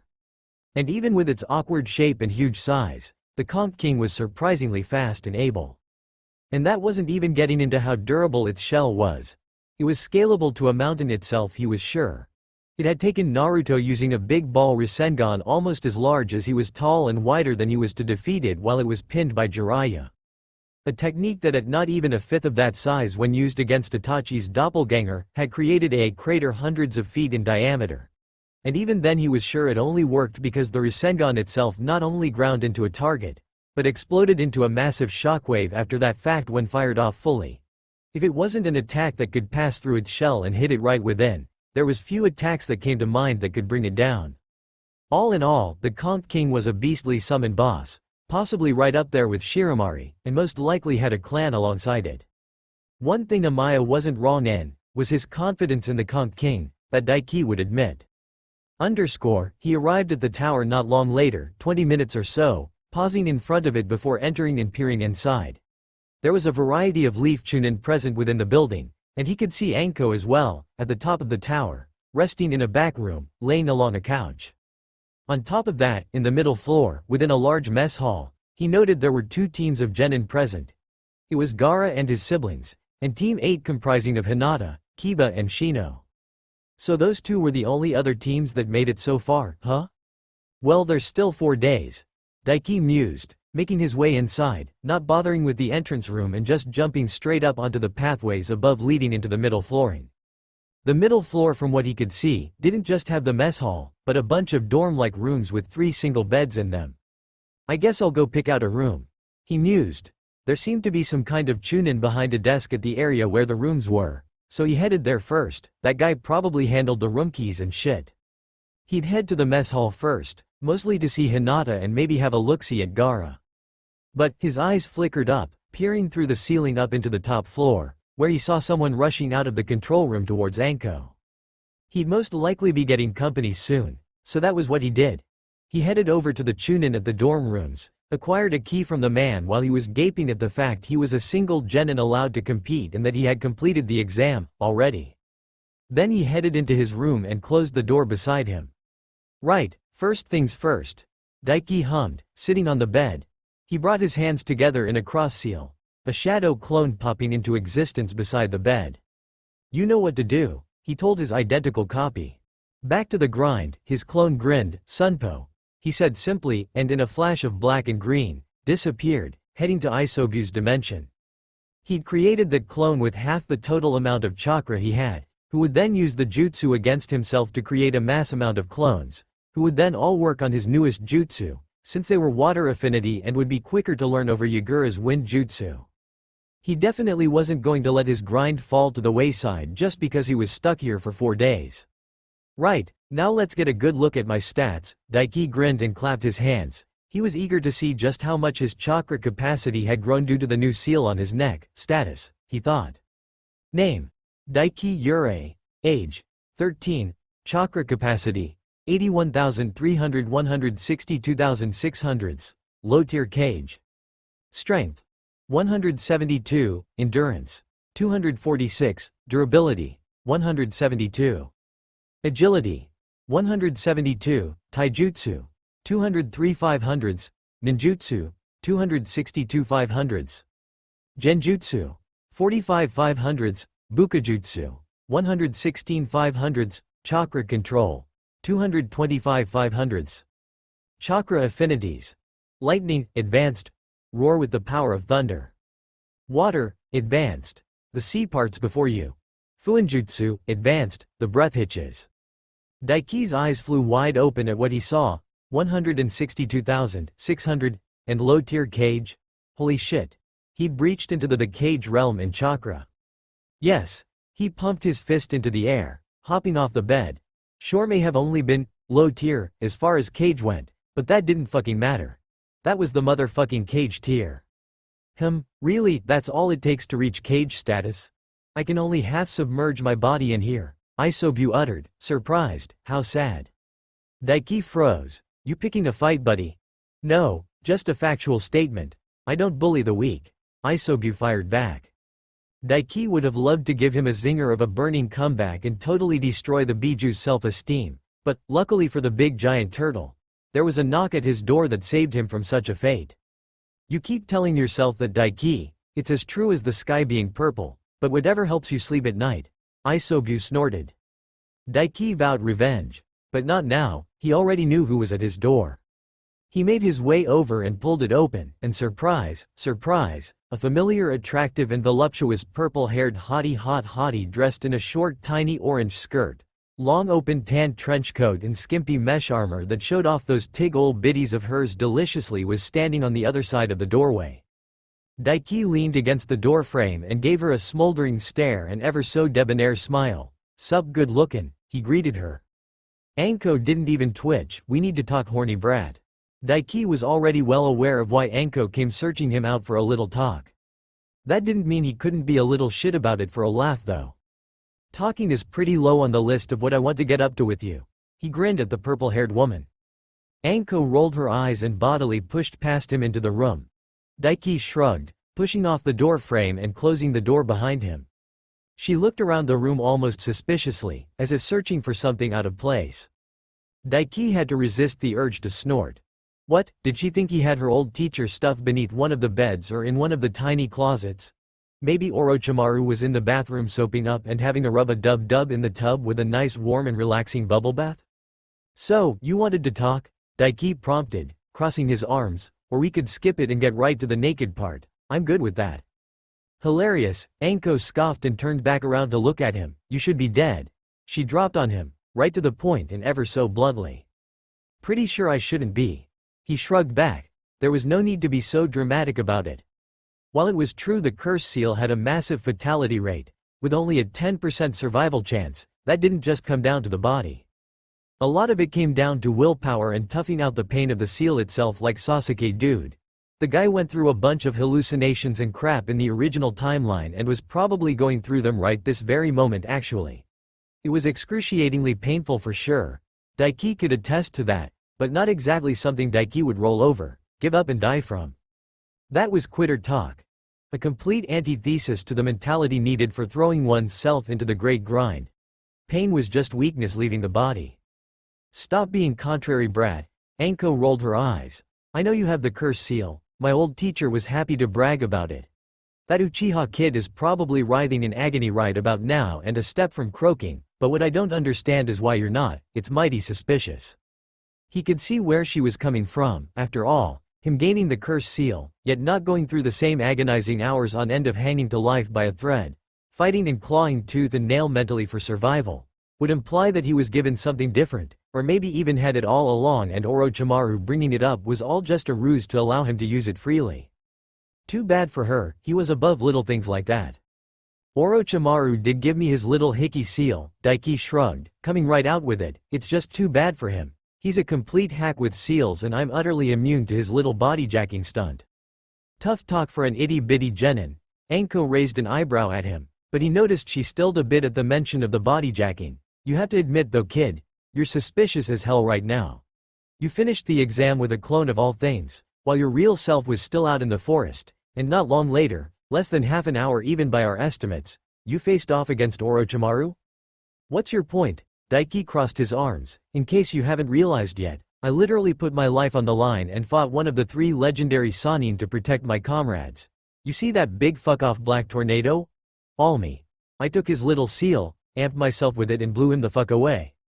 And if it was just that, it would have been fine, except for that one little bit at the end. Anko narrowed her eyes at him. It's the fact you're completely fine right now when anyone else recorded that has been given the curse seal, writhed in agony for at least 10 hours, few ever have survived it. He wondered idly how she would react to the fact that Orochimaru actually had bases full of kidnapped people that had survived it, and had literal hundreds of people that could access the curse seal level 2. Have you taken into account the fact I'm not a little bitch like everyone else? Daiki retorted, raising an eyebrow challengingly at her. Maybe everyone else was just too mentally weak to control it like me. One of the woman's hands curled into a fist so tight he heard her knuckles pop. You've got too big of a mouth on you, kid, she growled. Good shinobi and kunoichi alike from this village have died in agony from that seal. I barely survived a weaker version of it myself, and it's been a curse to me for a decade.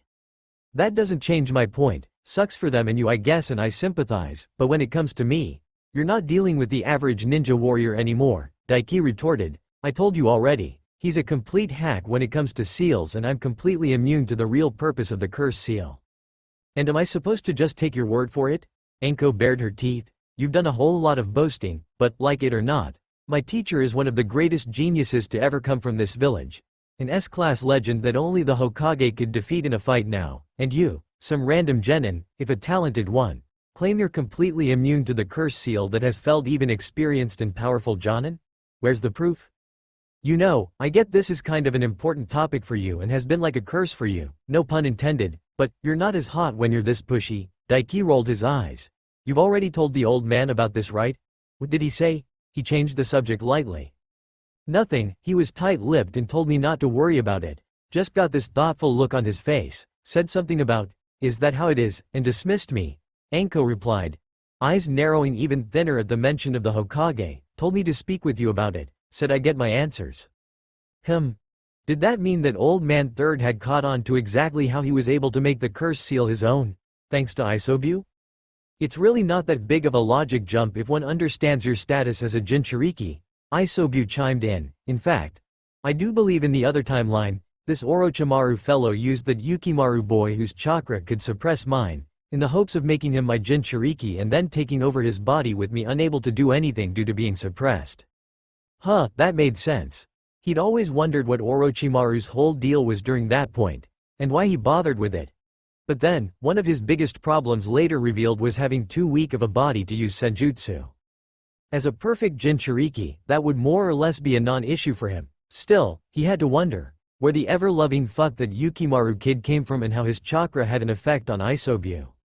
He's the son of Yagura. It is a mutation derived from being exposed to my own chakra upon being conceived, Isobu explained. Odd though, the Yukimaru of your memories was clearly a teenager of around your current age. The one I know of should barely be over his toddler years right now.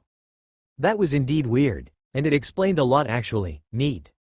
Well, not that it mattered anymore, since he was Isobu's Jinchuriki now and he didn't plan on ever stopping being so.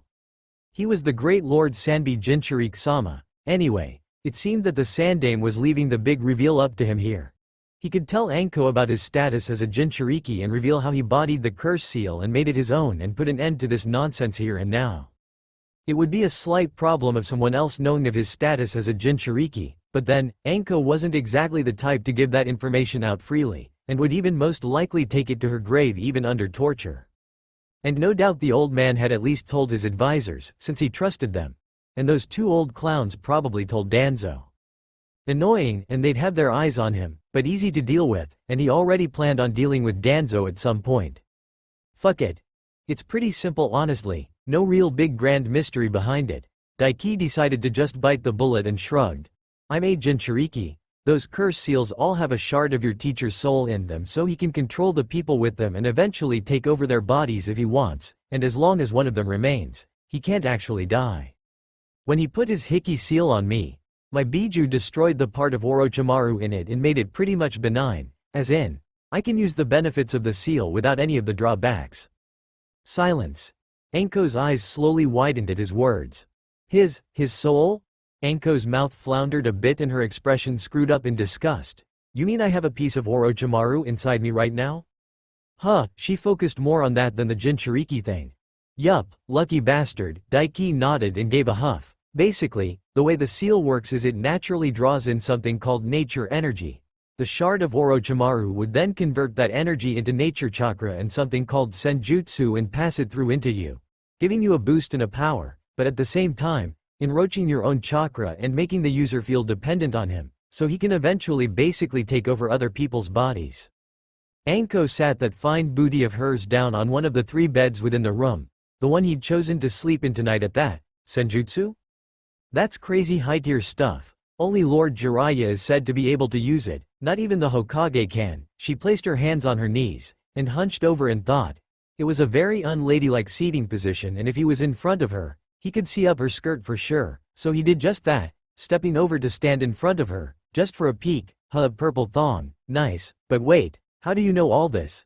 She looked up, then realized where he was looking and gave him a dry look. Daiki shrugged unrepentantly, meeting her eyes. His memories, Daiki shrugged, pulling on his cover story for some of his knowledge. I didn't get much of them left behind by the soul fragment when it was destroyed, but I did basically get a front row seat to how he made the seal and know why it's such a pain in the ass to do anything about. It was honestly more like the surface thoughts of a shadow clone that I picked up, mind you. Anko's eyes widened at his words. You know how it's made? She jumped to her feet and grabbed him by the shoulders. Does that mean you can remove it? Daiki smirked. I can do one better. He grasped her hands and pulled them off. I can't remove it. That's actually impossible without killing you. But I know how to make it better, safe to use and more. He touched his hand to his chest plate and sealed it away, leaving him bare-chested in front of the voluptuous purple-haired special Jonin. That's one fly storage seal. She shook her head, not even reacting to the half-nudity. If you know how it was made and can make it even better and safe, why can't you remove it? She pressed. She seemed more interested in getting it removed than a safe power boost. He was actually a bit impressed at her not even blinking at the offer of a free power-up. The seal is connected to your chakra network itself, originally more like a parasite than anything else, and ripping it away would destroy parts of your coils and kill you. He responded bluntly. Granted, it was Isobu that had deduced that part. Like it or not, it's a part of you, but I've got the ability to turn it from a parasite into more of a symbiotic existence. Better even, since it would be more like a natural part of your body and not in any way a living creature. Damn it, Anko grimaced, something akin almost to despair flashing in her eyes for just a moment before she grit her teeth. Fine, alright. Can you do it for me then? And why did you take your top off, kid? Daiki rolled his eyes. To show you how I've changed up my seal. He turned around and showed his back to her, angling his head to the side to bare his neck to give her a better look. Have a look, I modified my own already. This isn't the cursed seal of heaven anymore. It's my heavenly star seal. To punctuate his words, he drew on the seal itself and felt as the tattoo-like markings spread out over his body and strength suffused his body. A light touch pressed against his shoulder and he felt Anko's finger trace the seal. It looks completely different, she noted. And you can do this for me? She asked again. Daiki grimaced himself this time, releasing the seal and allowing the marks and powers to fade away. He turned around and looked the woman in the eye. Yes, and no, he answered. The big problem is, you don't exactly have a Biju living inside you to kill off the Orochimaru soul shard like I do. I'd have to project myself into your seal, find it, then kill it while it's already formed before I can do that. Anko's face fell. So it's impossible then. She sighed, slumping in defeat and planking that fine badonkadonk of hers back on the bed. It was kind of odd having such a spunky confident woman sitting in front of him with such a sad defeated look on her face. I didn't say that, so turn that frown upside down, hot stuff. Daiki put out. Like you said, I don't exactly have a Biju inside my head, kid, like you. No idea how you hid that, by the way. Anko shrugged. So how would you do it then? Projecting my consciousness into the seal itself isn't impossible. It's based on a seal for sealing a Biju and making a Jinchuriki at the base. If a crappy one, Daiki replied, grinning at her. All I need to do is get in there, kill the shard of your old teacher, and presto, you're good to go. Somehow I'm betting the way you said that is way simpler than it actually is. Anko pointed out dryly, though her eyes lit up at his words a bit. Right on the money, Daiki nodded. It sounds simple when I say it like that, but I'll still need to go in there and kill what amounts to Orochimaru. Sure, he'll have way less chakra to use than the real one. But this is still Orochimaru we're talking about here, and not just a shard that hadn't finished forming that got crushed the second it appeared in my body. Anko snorted. Yeah, if killing him was that simple, he wouldn't be alive and kicking right now. I can do it, I just need time, and it would help to know how he fights as well. Daiki shrugged. Besides, I'll vent a little jealousy out on him at getting inside you before me. He winked at her. And there may be a little side benefit to things as well. After all, he was sure he could still draw on Isobu's power even with his consciousness in there. And he'd have his own seal too.